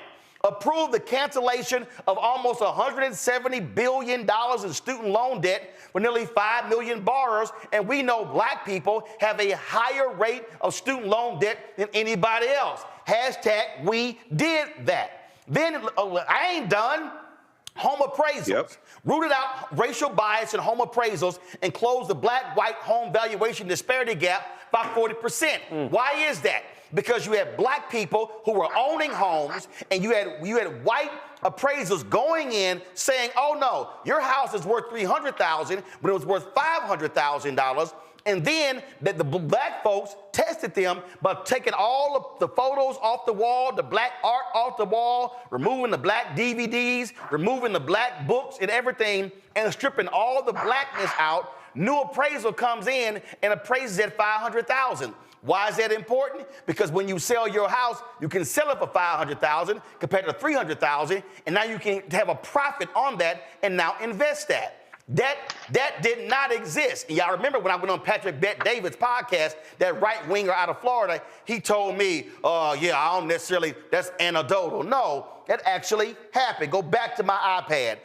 Under Secretary Marcia Fudge, reduced mortgage insurance premiums for FHA loans, saving 76,000 black households $900 a year. We did that. Cut costs for high-speed internet to 5.5 million black households with the Affordable Connectivity Program. We did that. Distributed $2.2 billion in financial assistance to over 43,000 farmers who experienced discrimination. Black folk, guess what? Biden-Harris, we did that. Led a historical economic recovery. Black wealth, even after adjusting for inflation, is up 60% relative to pre-pandemic levels, the largest increase on record. We did that. Go into health care. Talk about black enrollment for Affordable Care Act covered by 95%, over 1.7 million people since 2020. Lowered monthly premiums for health insurance. Capped insulin at $35 out of pocket. Made sickle cell disease the first focus of the new Centers for Medicare and Medicaid Services model. Expanded Medicaid postpartum coverage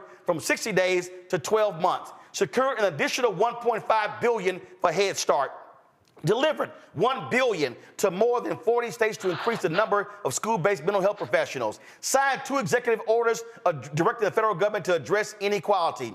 Protected Black history as an American history. Signed Juneteenth as a national holiday, and you damn right, being from Texas, that matters. Designated Springfield 1908 race riot and Emmett Till and Mamie Till Mobley national monuments. Signed the Emmett Till Anti-Lynching Act to classify lynching for the first time as a federal hate crime. And for all y'all silly-ass, Simple Simon son of a bitches who kept saying we ain't had no black hate crime bill, that's exactly what the hell that is, including the bill that dealt before with the burning of black churches, including the bill that dealt before with Matthew Shepard and the James Byrd Hate Crime Act. So all y'all folk who kept talking about, well, the Asians got a bill, it's amazing how y'all forget that, because now the Department of Justice can use the Emmett Till anti-lynching bill in certain cases when black folks have been harmed. I can keep going on and on and on. So what is required here is for the vice president and for Democrats to stop with all this other nonsense and say, we did that. And so part of the problem here, and I'm gonna go around my panel for a final comment here, and I'm gonna start with you, Michael. The problem here is that a whole lot has been done. They ain't talked about it. They haven't said it. They haven't discussed it from the podium. So folks, in Terrence Woodbury's research, it shows when they are told all of this, they go, damn, they did all that? Yes, they did. And in the focus groups, they shift because they actually hear what got done, which goes right with what they wanted to get done. Mm-hmm.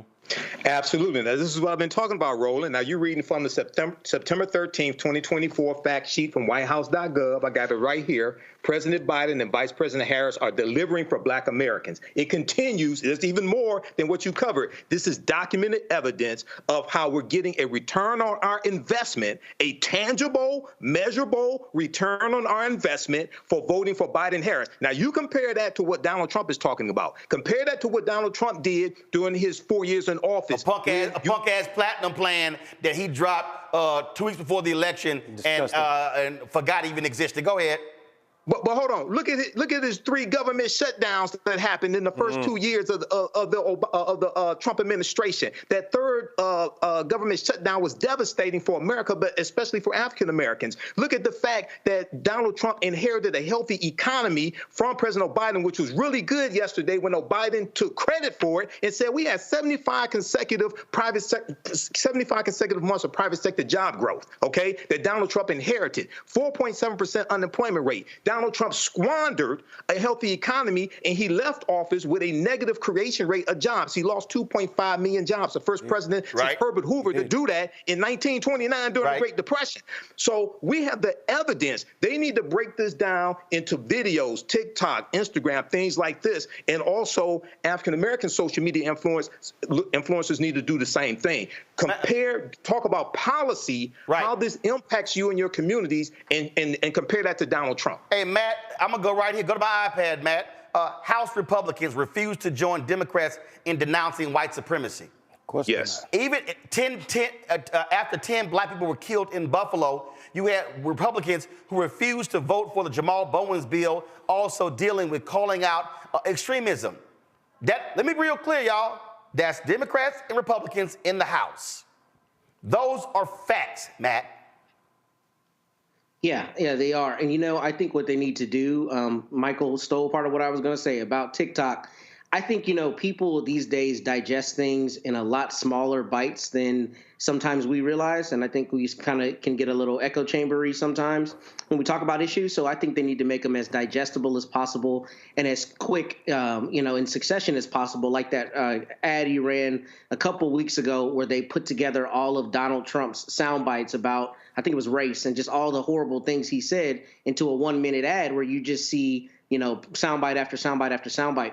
I think as good as all of these things are, sometimes they fall on deaf ears if they don't, 1, give context, and 2, put it into digestible form. So what I think they should do is like they do for the State of the Union, where they get one person who's been a beneficiary of that program or one person who's laudable in some respect and just have this person got $900 more on their Pell Grant. This person got this person got this, put a face to it. And then it shows people that there are measurable effects to these policies and they're not just out in the ether. But the more that they do that, the more that they combat what we've talked about on this show, that Atlantic article I've mentioned a few times where the economy is far better than people actually think it is. So part of it is suturing that gap between the rhetoric and the reality that I don't think they're always able to do effectively, but I think that turns into votes and then turns into a win. Khalil, this right here, go to my iPad. Senate Republicans blocked a bill that dealt with domestic terrorism. This was after the people were killed in Buffalo, 10 black people. Right.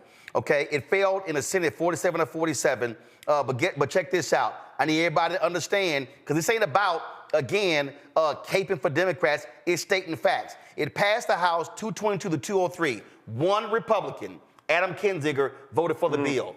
Every single Republican voted against the Domestic Terrorism Prevention Act, which would have required federal law enforcement agencies to regularly evaluate and take steps to address the threats posed by white supremacists and other violent domestic extremists. And here's what we know from FBI Director Christopher Wray. What did he say? The greatest domestic threat in America today is white domestic terrorism.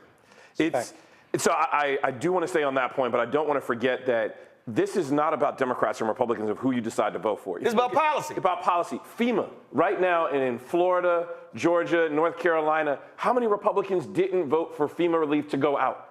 How the Speaker of the House is delaying that vote until after the election. This is having disastrous real-time effects on people when we have this level of partisanship and we can't get behind it. I also want to make sure brothers don't get hoodwinked or bamboozled by this conversation and don't believe that just because President Trump pardoned or commuted some sentences in his day, whether it had Kanye or whomever sitting next to his side, don't believe that that was policy that was a benefit for our community. I'm happy that those who got a chance to get back to their families are great, but underneath the Obama administration, we saw close to, 12 to 1,700 pardons that happened. I think it was 143. I may be off on those numbers so I can get fact-checked underneath the Trump administration. These are, again, it's not about party, it's about facts. It's about you taking back to your community trusted information that you can be a trusted resource. So as people leave this conversation tonight, that we leave the Black Star Network, go back to your communities. Don't be misogynistic, not that you were in the beginning. So again, not taking on President Obama's mantle. You sound like him. Don't let that be an excuse, and I hope that's what he was meaning when he was trying to say. I mean, I'm a big fan of the West Wing, so hopefully this was his red light moment. If those remember the show back in the day, he knew what he was saying to spark a conversation in our community. And I'm happy we got brothers on here tonight. We're going to continue this into the weekend, into next week. But here's the thing that I need our people to get, Mondale. Again, this is not about, oh, you riding for a party. It's about there were policies that black people said we want. There were policies that were promised. And for all the tangible crowd, I want them to deny these things actually happen. No, these things actually happen. Now, there are brothers and sisters out there who say, well, I didn't see it, I didn't feel it. I heard people say, well, I ain't getting no student loan that was decreased. But guess what? Every time I put this on my social media page, somebody go, I did. So you may not have gotten a relief, but be happy that somebody got relief, and it's $170 billion, and they tried to get rid of all student loan debt relief, but it was a conservative Supreme Court that said no. So if your ass did not vote in 2016 for Hillary Clinton, or you sat on the couch and you ain't vote for nobody, you also got to own this because Trump got 3 Supreme Court justices. So folks need to step up and deal with reality of what's going on. And now ask yourself the question, what is Donald Trump promising to deliver? What is Vice President Kamala Harris promising to deliver? And what are the Republicans in the House and the Senate promising to deliver? And what we do know, I don't care what Trump says or how often he lies, Project 2025 is absolutely the full-scale agenda of the right if Trump wins the White House and they control the House and or the Senate. Listen, I mean, anybody that don't believe that the Heritage Foundation will be in charge of policy for Trump did not. Like the Federalist Society was in charge of the federal judges. Absolutely, and every judge he appointed came from the Federalist Society. So if you don't know what that is, these are the most conservative folk in law, and they are absolutists when it comes to being anti-black. Let me just say a couple things, because a couple things can be true and are true in this space, right? It is absolutely fact that this election is probably the most consequential election of our life. And unfortunately, we can't use that and have legs because we've used it so many times in the past that it sounds like boy who cried wolf. But let's also mention a couple things. Black men aren't sitting out elections because they're lazy or because there's a pathology that exists in us, right? We have to remember that 40, 50 years after the passage of the 15th Amendment, 1910, only about 20% of black men were exercising their franchise. Right now in 2024, only 26% of black men in this country are super voters. So in that time, I want people to be reminded that it would be illogical to say that black men were lazy or apathetic in 1910. No, there were reasons that black men didn't vote. Those reasons were poll tax, literacy tests, and also the threat of death from the Klan and lynching. I would argue right now, I will posit right now, from the data that I have, black men still face those same 3 threats. The poll tax is the underemployment and unemployment of black men. Black men are, in some spaces in rural America, 18.5% unemployment rate. The literacy test comes in the form of them underfunding or not funding public schools, taking out books, rejecting DEI, and also and also the over expelling and suspending of black boys from school and putting them as special needs when that's not the case, then the death of threat might not be Klan without their uniform, but it's damn sure political actors in the form of police officers. So when you consider this, and you also consider that, couple that with the fact that we know election cycle after election cycle, the way you increase someone's likelihood of participating in an election is spending resources on what they feel like culturally competent program that's not transactional. We don't see that. And that was my pushback on us being in the media. We're being in the media is creating stories like Leland. Enough of us aren't watching Black Star. The fact that we can only get this story here and everybody else is hearing what Leland is saying is the problem. The media has never been a friend of black men, an ally of black men. But this trope, this idea that Obama threw them is going to take legs, not just with white media, with the likes of FBA and then idiots like Charlamagne the God that play with important Well, I'm going to tell you right now, I am on Lawrence O'Donnell at 10:20 tonight. I'm on Good Morning America tomorrow. And so we're going to hit this as hard as possible. And so, gentlemen, I really appreciate it. Thanks a bunch. Folks, you know what? I was going to go to a break. I'm not. A Stanford University professor says she can, actually, y'all stay right here. A Stanford University professor says she can tell within the first 27 seconds of a routine traffic stop whether the encounter is going to escalate. In a groundbreaking study, Professor Jennifer Eberhardt found that the first 45 words spoken by police officers during traffic stops can predict with over 70% accuracy whether the encounter will escalate. She joins us now from Stanford, California. Doc, glad to have you here. Talk about this, what you call this linguistic signature. So yes, that linguistic signature has two elements to it. One is that the officer begins the stop with an order, and the second is that the officer does not provide the reason for the stop. And when you have both of those together, it's highly predictive of an escalated outcome. And that means that the driver is going to end up handcuffed, searched, or arrested. I can tell you, I've had to report and cover so many of these stories, and when we play the video, we can tell by the tone, we can tell by how they walk up, hand already on the gun, what's going to go down, and that's why so many routine traffic stops end up leading to somebody being shot or killed. It's right. We've also done studies looking at tone of voice of officer, and we also have found that the tone of voice, when it's directed at black drivers, is seen as significantly less respectful than the tone directed at white drivers. And we find that this is the case with, regardless of the listener's race, right? So both black and white listeners, they hear the tone as less respectful when it's directed at a black driver. And it affects not only how they see that officer, it affects how they see the entire department where that officer is drawn from. And we're not talking just white cops. We're talking the same thing with black cops. So what the blue teaches, it teaches, when you see black, gird yourself. Yeah, I mean, I don't know that, that's something that's directly taught, but it. Doc, I know you're being nice. It's directly taught. Trust me. When I go to Matt Manning, civil rights attorney, I'm sure he got a whole bunch of stories, but we just see it way too often across police departments, north, south, east, west, rural, city, predominantly black, predominantly white, doesn't matter. Yeah, I think this is a problem that's a broad problem. It does exist, all over the country. There are racial disparities in who stopped, definitely. And what we're trying to do is to take routine stops and look at those stops and trying to use systematic, data analysis of those stops so that we can understand not only which stops escalate, but also which stops are, less respectful or more respectful. We're trying to also understand how we can not only better evaluate the interactions themselves, but to change those interactions, to intervene on those interactions. Our latest paper is actually looking at the value of training in this. And for that, we have I don't know if most people know this, but the vast majority of the police trainings out there on how to interact with the public, they're not rigorously evaluated. If they're evaluated at all, it's did you like the training?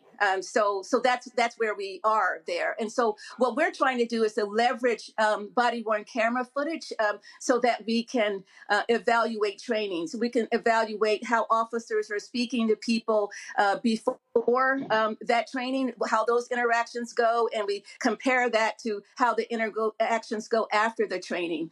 And we have a paper that just came out weeks ago showing that post-training officers are significantly more likely to explicitly state the reason for the stop to Black drivers.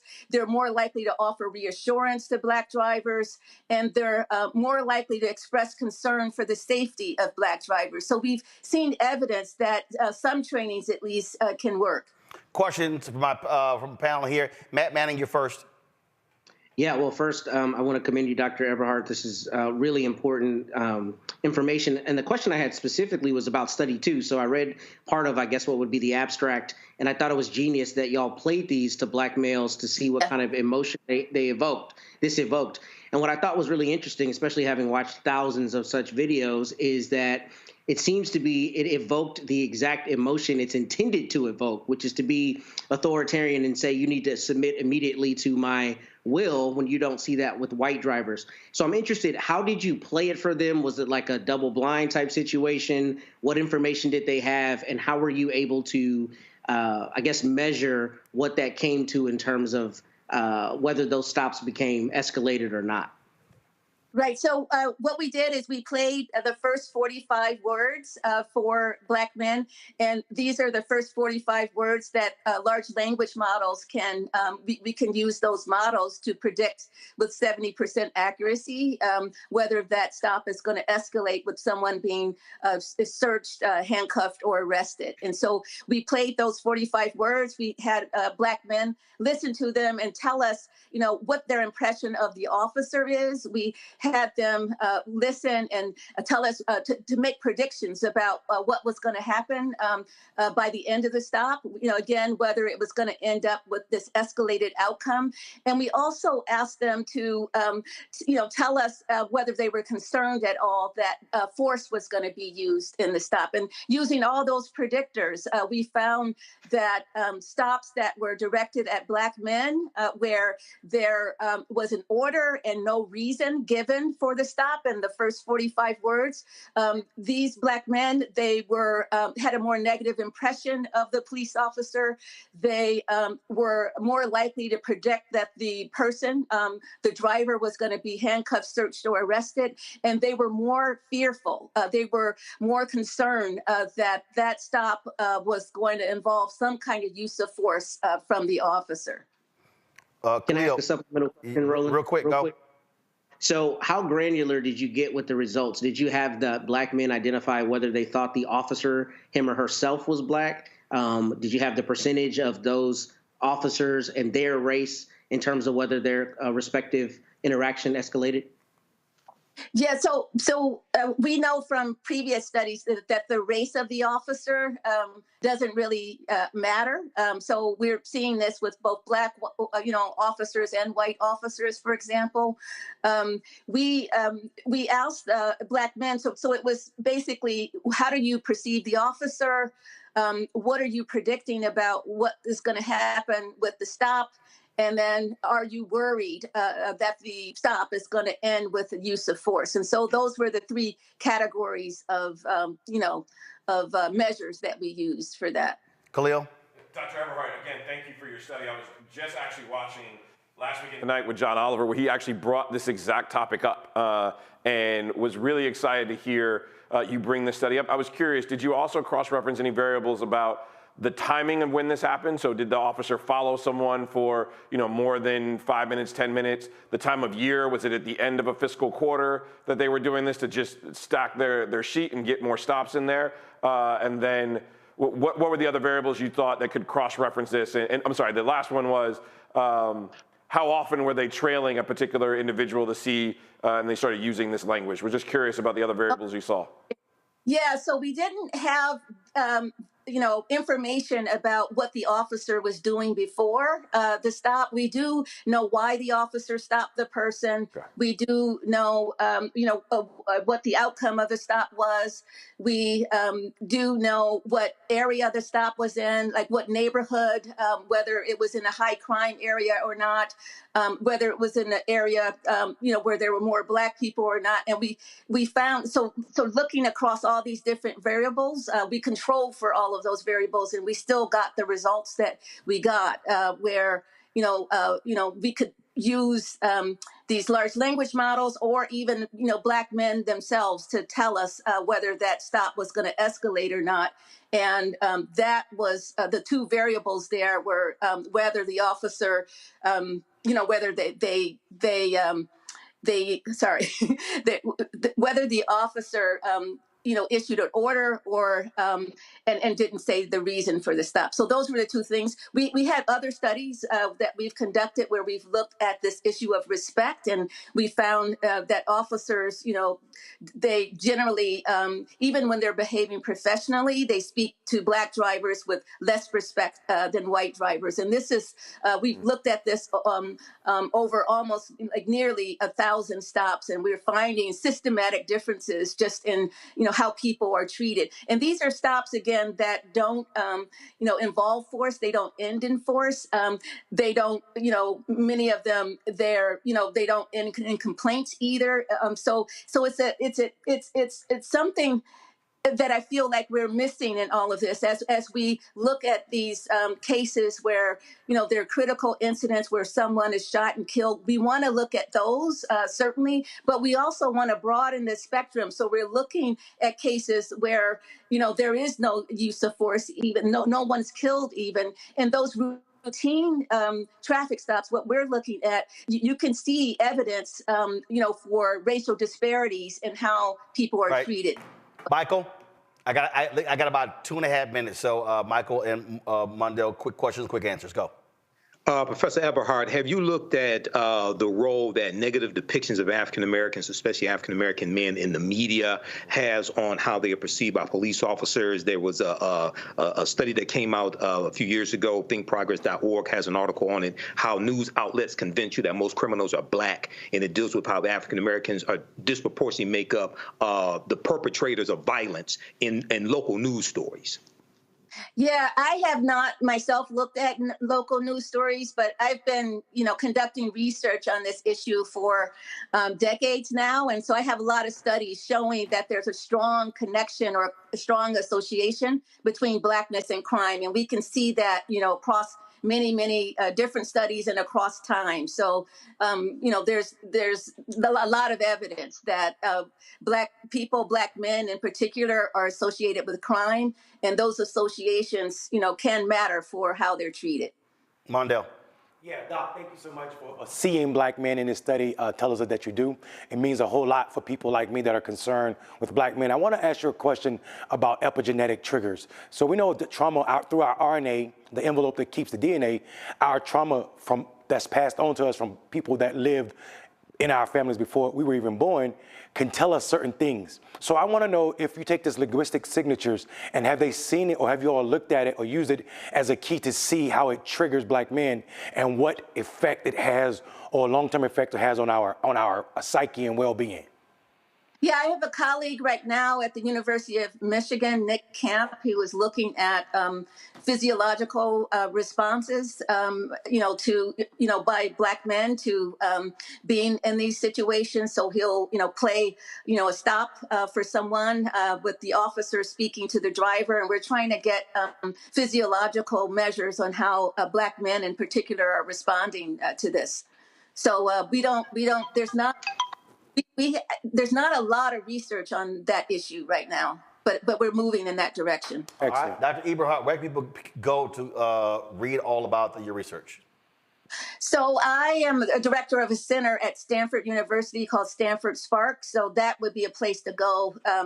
Go to our website to see all. We produced a number of papers across over a decade on this now. So all of those papers would be up there.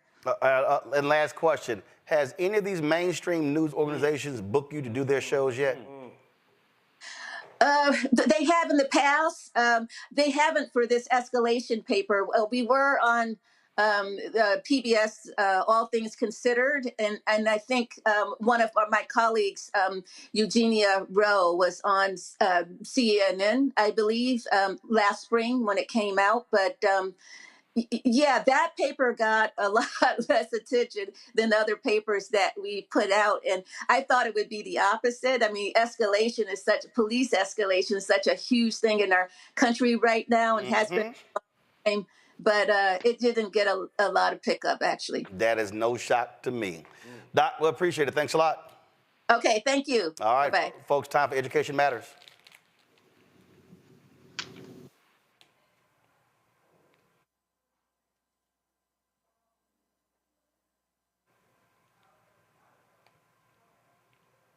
All right, folks. So actually, just it. Let's go to break. We'll come back with Education Matters back in a moment.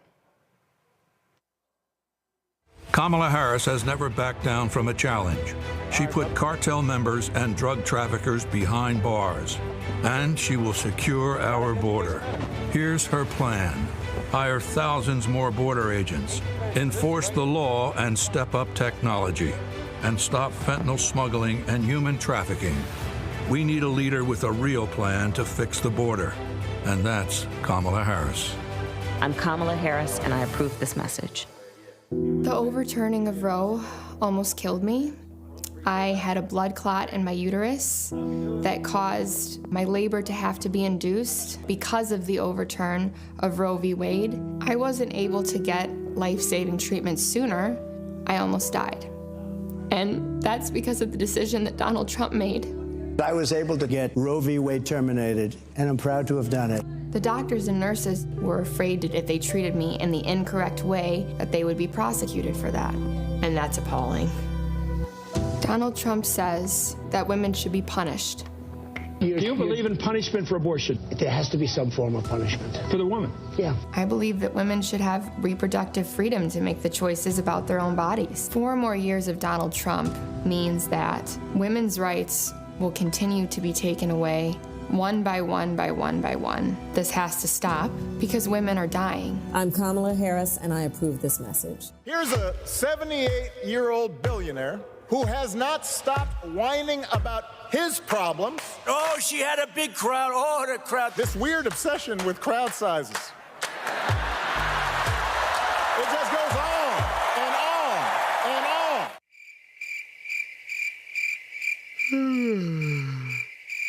America's ready for a new chapter. We are ready for a President Kamala Harris. I'm Kamala Harris, and I approve this message. There's nothing socialist about Kamala Harris. Trump says Harris is a radical. I don't buy it. Conservatives have a supermajority on the Supreme Court. With a likely Republican Senate, those checks and balances will keep our country sane. If Trump wins, he could end up with total control. I'm a conservative. I don't agree with Harris on everything, but she was a tough prosecutor, and she put bad guys in prison. I voted for Donald Trump 3 times. I'm voting for Kamala Harris in November. Now, I'm voting for Kamala Harris this fall. Hey, what's up? Geek Tony in the place to be. Got Cake Touch, Your Mama's University, creator and executive producer of Fat Tuesdays, an air hip-hop comedy. But right now, I'm rolling with Roland Martin, unfiltered, uncut, unplugged, and undamn believable. You hear me?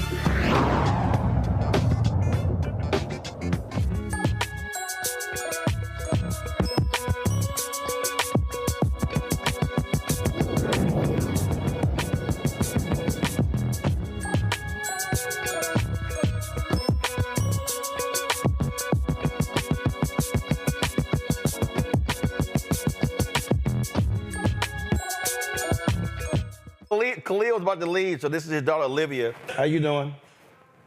Hello. You good? Yes. Yeah, she was actually trying to get on TV.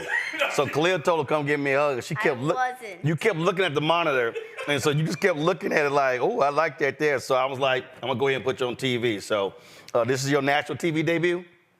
Say bye. Say you still looking. All right, Doc. All right, y'all. Black students in urban and poor countries continue to be in a state of educational crisis. The lack of resources, overcrowding, racial achievement gap, and policies that fail to deliver substantive opportunities are hurting our kids. These deficits became more apparent after of the COVID pandemic when substantial achievement gaps continued to widen. And so joining me right now, Dr. Steve Perry. He's the founder of Capital Preparatory Schools from West Haven, Connecticut. And from Houston, J. Artis Wright, the executive director of Freedom Coalition for Charter Schools. I mean, first, Steve, let's talk about, again, what that data showed. I mean, COVID, first of all, what COVID did was COVID absolutely exposed haves and have-nots. I remember it. I ran into her when I was in Alabama State. It was a white woman who was on the school board, and I had her on the show, and they had to convert school buses to be mobile Wi-Fi units. And all these folks who just assume, oh, kids can go to school on laptops and iPads, then begin to realize who didn't have internet, who didn't have computers, who didn't have laptops, who didn't have stable, learning situations at home. And so COVID really showed a lot of people, and and there was a bunch of money that was plowed into education, but the question is, was that money being spent properly? And that's really what COVID showed us. And then the end result are the numbers that we now see. So thank you, Roland, for continuing to fight on the behalf of our children. You are among the only who uses his airwaves to make sure that people understand that Black children are being badly hurt by a system that was never designed to support them. So COVID did a lot of things, but one of the things that it did was it showed that the issue was not so much about the economic poverty, but rather the poverty of expectations that are put upon Black children. It is easy for us to look at the criminal justice system. Let's start with the police officers, as you just had a great report done, and see that when we interface with police officers, it doesn't go well. When we interface with the judges, it doesn't go well. And then we can look into other parts of the public sector in making our way all the way over to hospitals and find out that Black women don't receive as much pain medication as others. So we can see across the board, all the way to, you mentioned earlier, about how Black people were not receiving loans at the same rate. So we can see, generally speaking, that African Americans, when we interface with the larger society, are treated poorly. Well, we should recognize that all those people, or the majority of those people, went to public schools who do those things. They learned those things somewhere. And what we see is African Americans are not seen as viable academic entities. We are not poured into, our children are not poured into with the same expectations as other communities' children are. It's not about money, because if it were money, the best place to send children would be to prison. So what we know is that we have an opportunity to push the notion of school choice, creating opportunities for schools to be created for our community, by our community, in our community. For instance, it was recently reported by CNN that only 1.3% of all public school teachers are Black men. However, the majority of the Black people who have started charter schools are Black men. So how is it that we're able to find a place in this space of public education, but not in the place of the traditional neighborhood? And that is because it was not designed for us. It is not designed to support our children. It's not designed to hire us as professionals. It's not designed to pull us in. The system was designed to make sure that African Americans, in particular, remain as second and third class citizens. Jay, the thing that I think people need to understand is that Black parents out there, they're like, listen, I just want my kid to get an education. And the thing that I keep saying to folks is that if something is working, I'm down with it. Replicate it, let's keep going. But if it ain't working, you got to find a solution. And let's not, and I don't want to hear a 10-year plan, because if your kid's in the 6th grade, they ain't gonna be in school in 10 years. No, you're absolutely right. And I also want to thank you for having me on the show as well, because as Dr. Perry was also mentioning, there are people out here that have been doing this work for over 30 years. Charter schools have been around for over 30 years. And when we look at the Black community specifically, they are increasing, that we are seeing more Black school leaders that are opening charter schools. But one of the interesting things about this is that it's not just about us opening schools. We know what works. So when we look at the learning loss that occurs when a child goes to a school, unlike a traditional public school, and I'll just name it the charter schools, they're getting 44 extra days of learning, which is actually helping with that achievement gap. They're getting 59 extra days of reading. Those are things that are actually solution-driven mechanisms that we are seeing that are actually working that no one's talking about. And this is stuff that we knew before the pandemic. And so now after the pandemic, people are saying that we are at a 30-year gap now of learning loss that is just not being covered. And it's one of the huge issues that we've been talking about for over 50 days now with this administration, because there has been no conversations at all about education from either side. And there's definitely hasn't been any discussion about education in regards to our Black students in this country. I think that what bothers me the most when I look at this presidential election here, Steve, is that normally, I think back to the years past, when you sort of had these topic-driven town halls.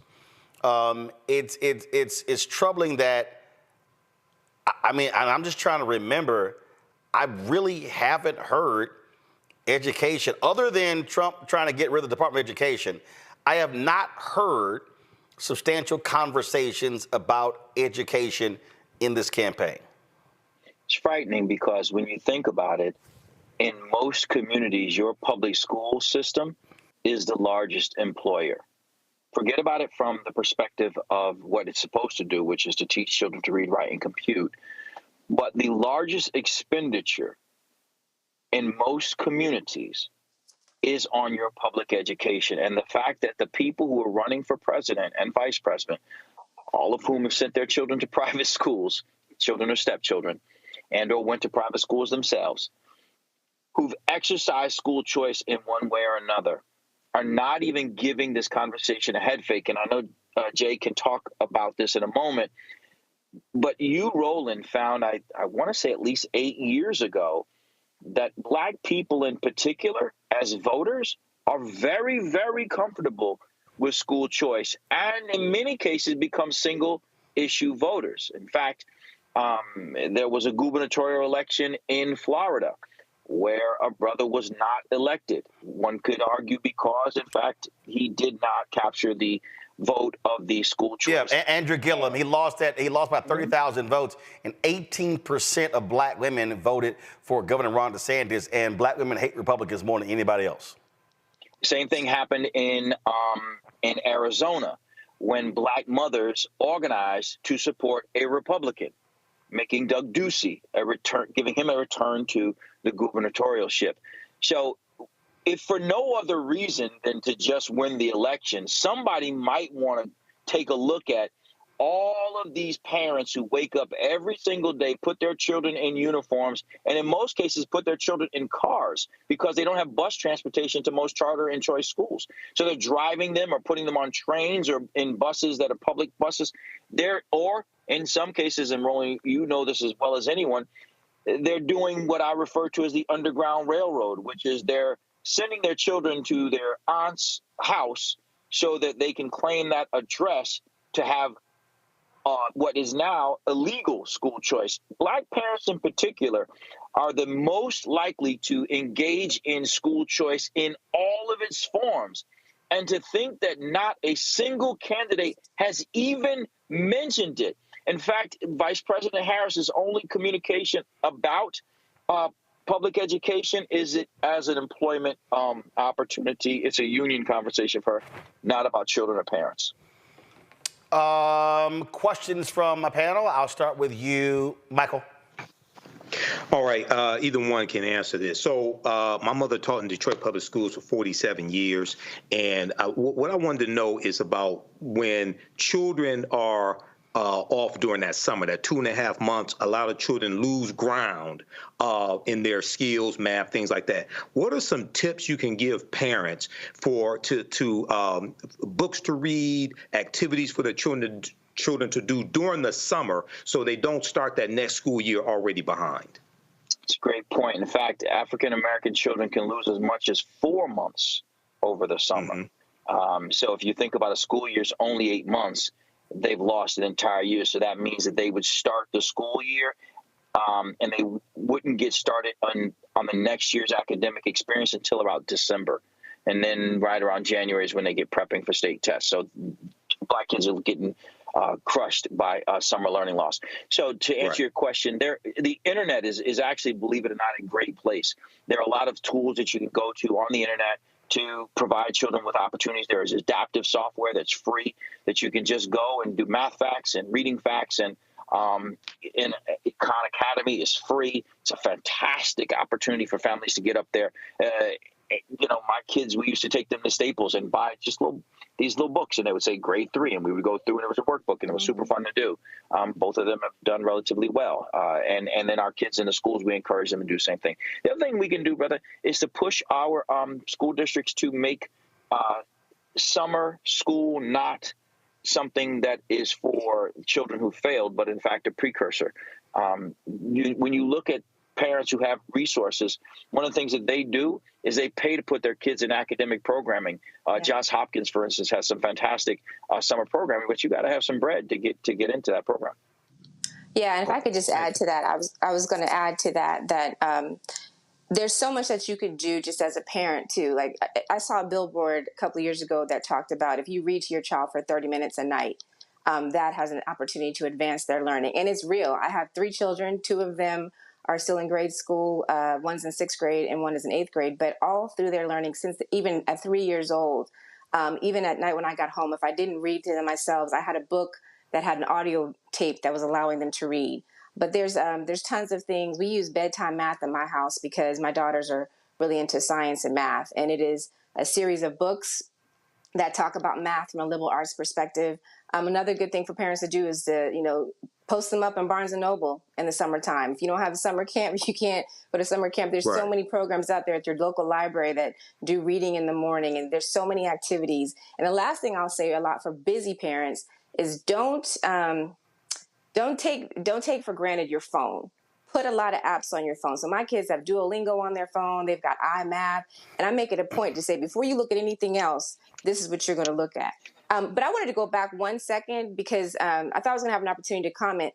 Roland, you mentioned about what happened in Florida. That was a single issue. Black women got DeSantis elected because of how he felt about education. And that's something that we're still trying to savor right now about where we are with this current candidates and how we feel about the fact that they're not paying attention to education. A single site issue like education is huge, and we should be paying attention to it. It should be something that we're talking about and that we're hearing from people, because in our communities, we know that that's an issue that we consider a top priority. So I just wanted to make sure I had that comment in there before we went on. No, not a problem. Matt, your question. Yeah, thanks to both of you for the work you're doing and for being on the show. And I have a question that I'll probably ask inartfully, but I don't know much about education policy. One of my concerns with charter schools is it just seems like you're incentivizing basically a vacuum being created where you're pulling students out of certain communities, putting them in the charter schools, and it only serves a small percentage of the community, and then the rest of the kids who are in public schools are still being underserved. So if you could enlighten me, one, what would be the aggregate effect for the Black community if we had more charter schools as compared to public schools, number one? And number two, how do you make sure there's equity? Because I know a lot of these schools can be very selective. So even if they're providing a very good program, it seems like there's not enough of an aggregate benefit to not put the emphasis more so on public schools. And maybe that's my naivete. So if you could enlighten me, I'd appreciate it. So before wait. Before Steve and Jay answer that, I want to speak to that first, because I'm going to use my experience. I'm a product of Houston public schools. I've never gone to a private school. I went to Clinton Park Elementary School, traditional public school. I then transferred to Pleasantville Elementary School that had what we call regular school, and they had a Vanguard program. Vanguard program required you to apply, you got accepted, and then you were admitted. I then went to Holland Middle School that was open enrollment. Then I went to Jack Yates High School that had a Magna School of Communications. You had to apply, you had to be selected, and then you had to be admitted. Houston has an extensive Magna School program. Booker T. Washington, engineering, great engineering program. You actually have to take a test to get into Booker T. Washington's School of Engineering. And so on that very point there, right now, there are schools within schools. Magnet schools are public schools. They're public schools. And guess what? They're selective. Everybody can't get in. You have some cities, so that was school within school. In Chicago, you have whole schools that are specialized schools. And I remember being on Air Force One with President Barack Obama flying to New York, and this topic came up, and he said, well, because I was opposing him when it came to the Washington, D.C. voucher program, because I felt D.C. should determine their own fate. He goes, well, Roland, I know where you stand on this. I said, yeah. I said, and I'm a product of a magnet school, because he made the same argument. He said, well, if it was equal, I said, magnet schools are not equal. Vanguard programs are not equal. More resources are going to those programs. And so a lot of times folks don't think about that.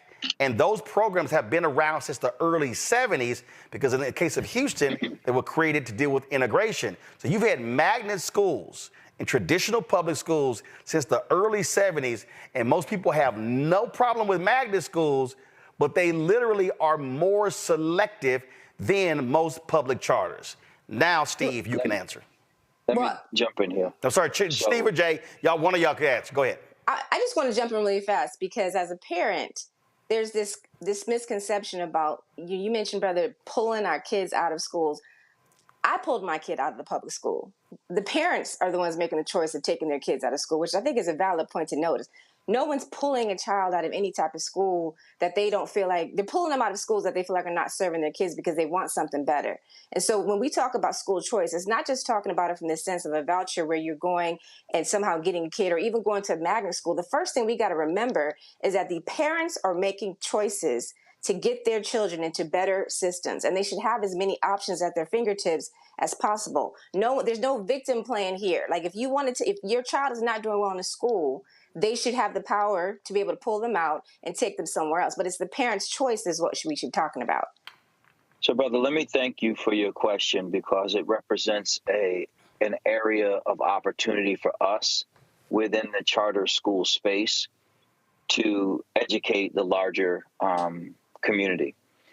First, what Roland talked about are selective schools. And it's easy to think that because charter schools have a lottery, that there's a selectivity to it. There is no selectivity. The reason why our children's seats are limited is because the teachers' unions and the government officials who they literally own limit the amount of seats that we can have. We do not limit our own seats. They do. So if they were to decide that every single, they could take a different policy, They could say, instead of having the policy that says if there are 2 children who apply for 1 seat, you have to have a lottery, they could say if there are 2 children who apply for 1 seat, you have to open up another seat. That's not the charter schools making that decision. That is the government officials who want to keep union schools as the only method of free public education. There is no selectivity when it comes to charter schools. Charter schools' selection process is overstated. It's just a lottery, which means that when parents decide that the neighborhood school or the private school or whatever school they're in doesn't work for them anymore, they put their child in the lottery. That's that. And when we have a space available, there is no lottery, meaning if there's 2 kids apply and there are 2 seats available, both children get in. There is no selectivity. So I want to make that first point. The second point is this. If we were to move in that direction, then all children would have access to those schools. If the concern is for the children who are proverbially seen as left behind, then let's just create more opportunities for those children to attend those schools now. So, for instance, I am a charter school leader. We're opening a new school in New Rochelle, New York. 1,700 teachers union employees and staff and people that they pulled together said that they were against the school, despite the fact that African-American children, only 25% of the African-American children in that community can read at grade level, while almost 75% of the white kids can. So if we really cared about how the black kids in particular were doing, if nothing else, we would take them out of a system that is guaranteeing them failure, not because they're less intelligent, but because the system is designed to hurt them. So to the part of the question about what do we do about those children who are left behind, let's get them all out. Let's take them all out. Let's not put another child in a situation where they have to wait for the great pumpkin to come, where they have to wait for some messianic force, and as Brother Roland said, some 10-year program. So your question is not a sign of naivete. It's a sign of misinformation.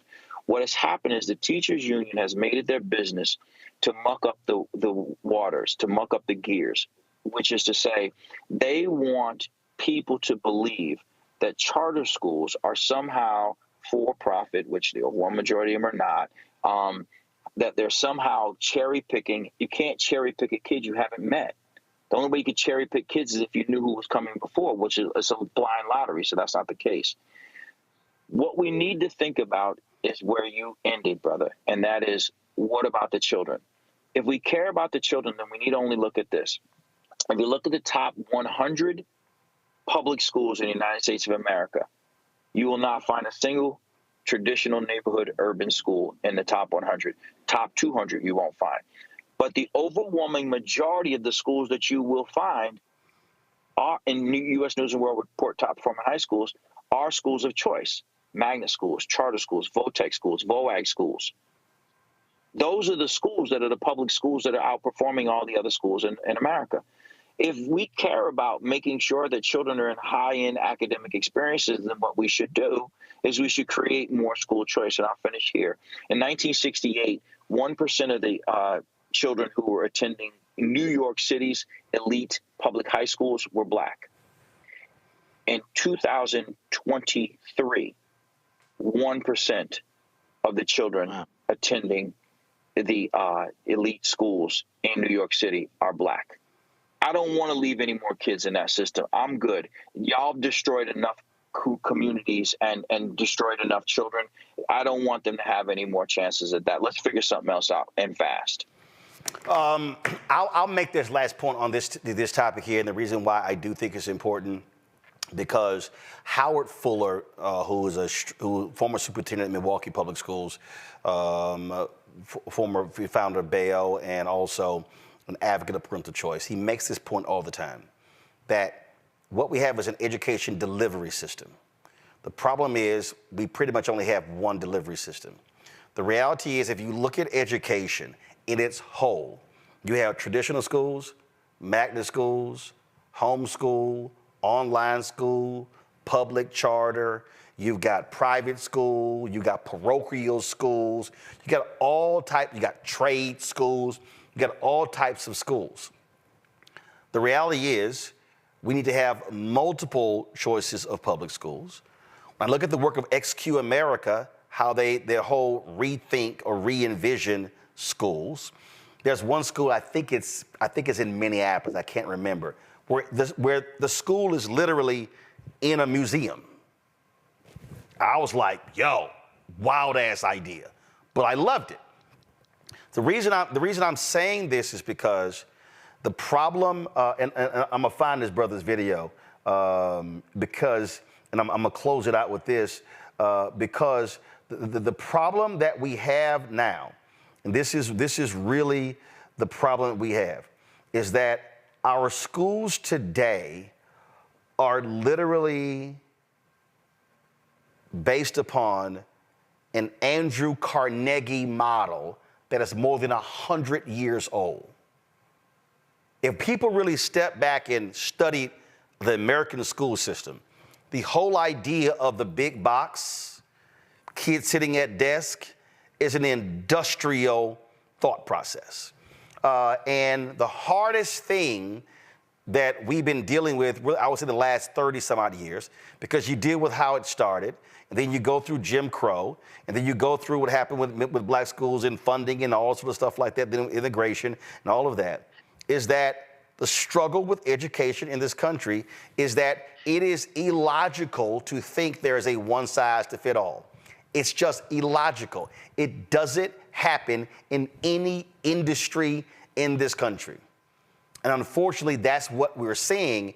And what gets stifled is innovation, is different thinking. And I just simply, and the main reason why I, again, support school choice is the black choice. It's because if I was not able to attend a magnet school of communications, then I would have not gone to Texas A&M and would have been 4 years ahead of the seniors there. And then if I didn't have that, when I got to my senior year in college, I was way ahead of all of my peers who I was graduating with because of the magnet school.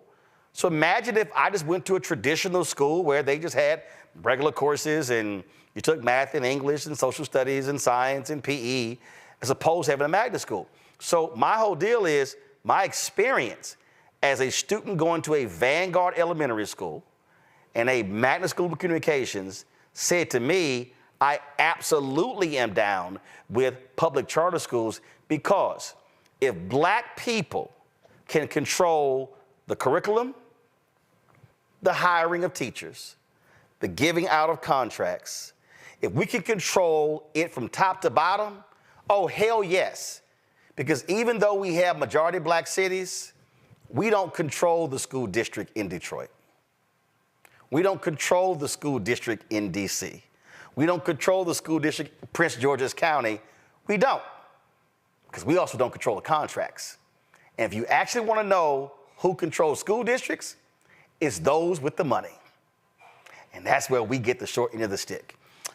Final comment, Jay. Final comment, Steve. Jay, go.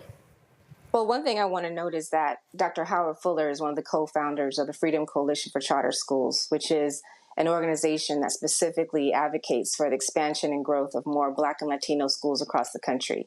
We are in 10 regions across this country, and the reason why we are growing and expanding is because we are taking Black and Latino students and their outcomes from what you just named. We are graduating them at higher rates. There are lower rates of suspension, and the work is being done, and it's being done well. And so we need to see that replicated quickly, because there's a sense of urgency specifically for our Black students.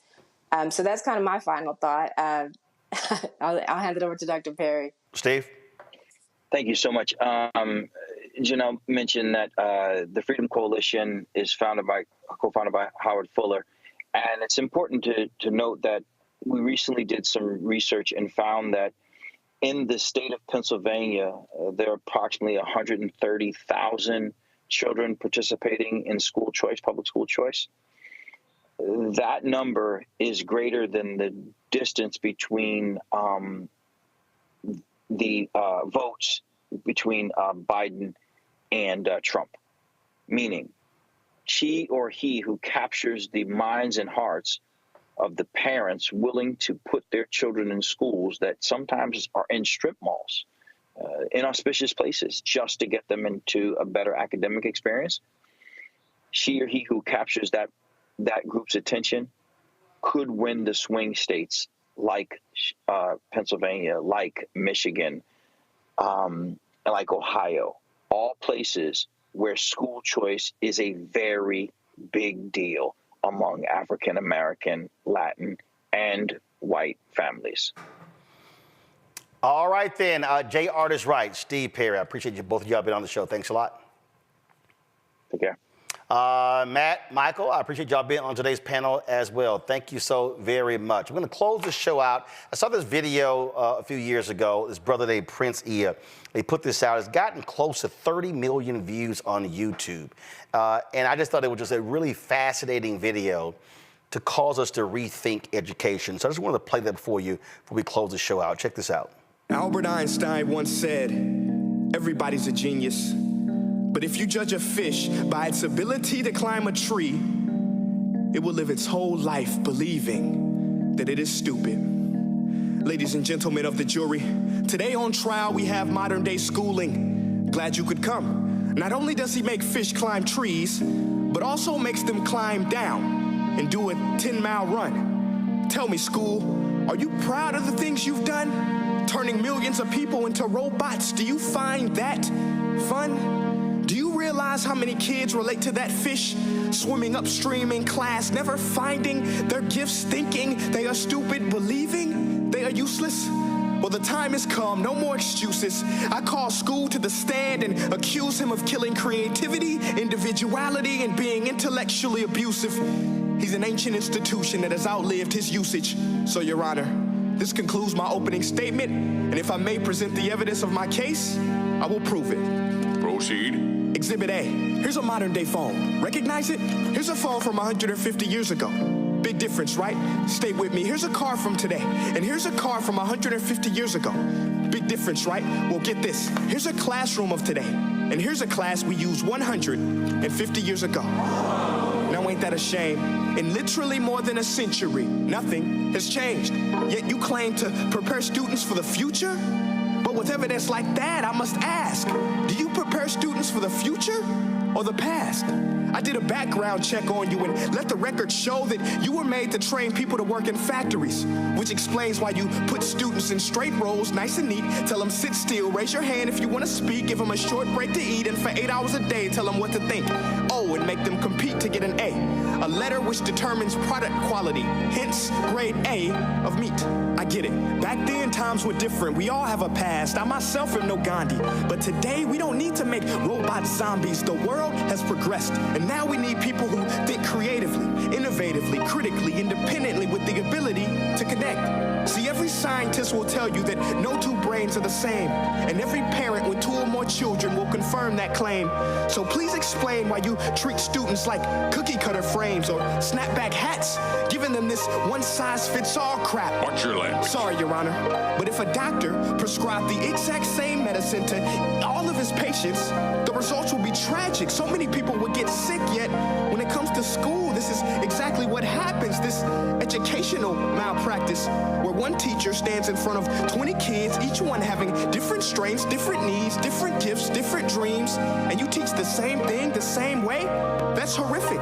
Ladies and gentlemen, the defendant should not be acquitted. This may be one of the worst criminal offenses ever to be committed. And let's mention the way you treat your employees. Objection. Overruled. I want to hear this. It's a shame. I mean, teachers have the most important job on the planet, yet they're underpaid. No wonder so many students are short-changed.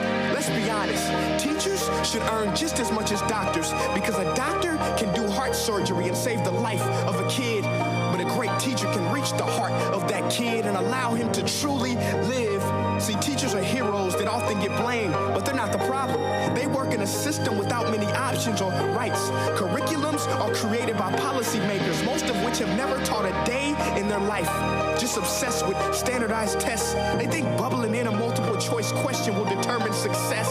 That's outlandish. In fact, these tests are too cruel to be used and should be abandoned, but don't take my word for it. Take Frederick J. Kelly, the man who invented standardized testing, who said, and I quote, "These tests are too cruel to be used and should be abandoned." Ladies and gentlemen of the jury, if we continue down this road, the results will be lethal. I don't have much faith in school, but I do have faith in people.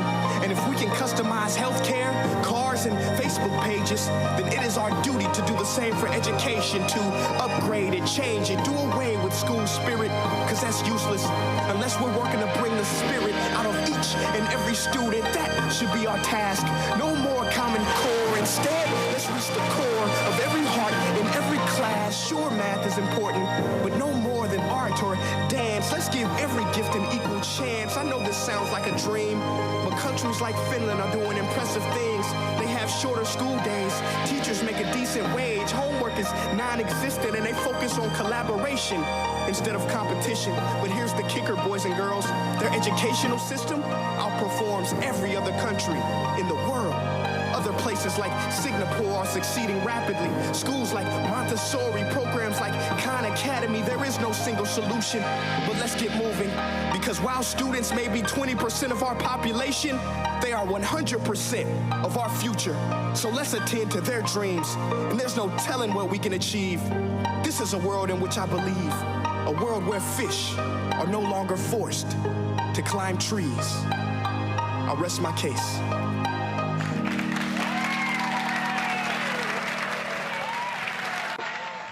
Just something for you to think about. All right, folks, if y'all missed the top of the show, we talked about the ad that Vice President Kamala Harris's team dropped after Donald Trump insulted Detroit. Yo, let me tell you something. You watch this ad, first thing you're going to do, put on some DMX. I'm just saying. That's what I did. I'm going to close the show. If y'all missed it, yo, this is fire. Roll it. They said we were dead. Detroit waving the white flag, the city filing for bankruptcy. That our best days were behind us. That living here is like living in hell. But you know what we said? We said, F that. We rebuilt ourselves. We looked out for each other, got our hands dirty, and put in the hard work. And this guy, he don't know anything about that. We are a city of winners, of up-and-comers, of builders, the Motor City. Bigger and better.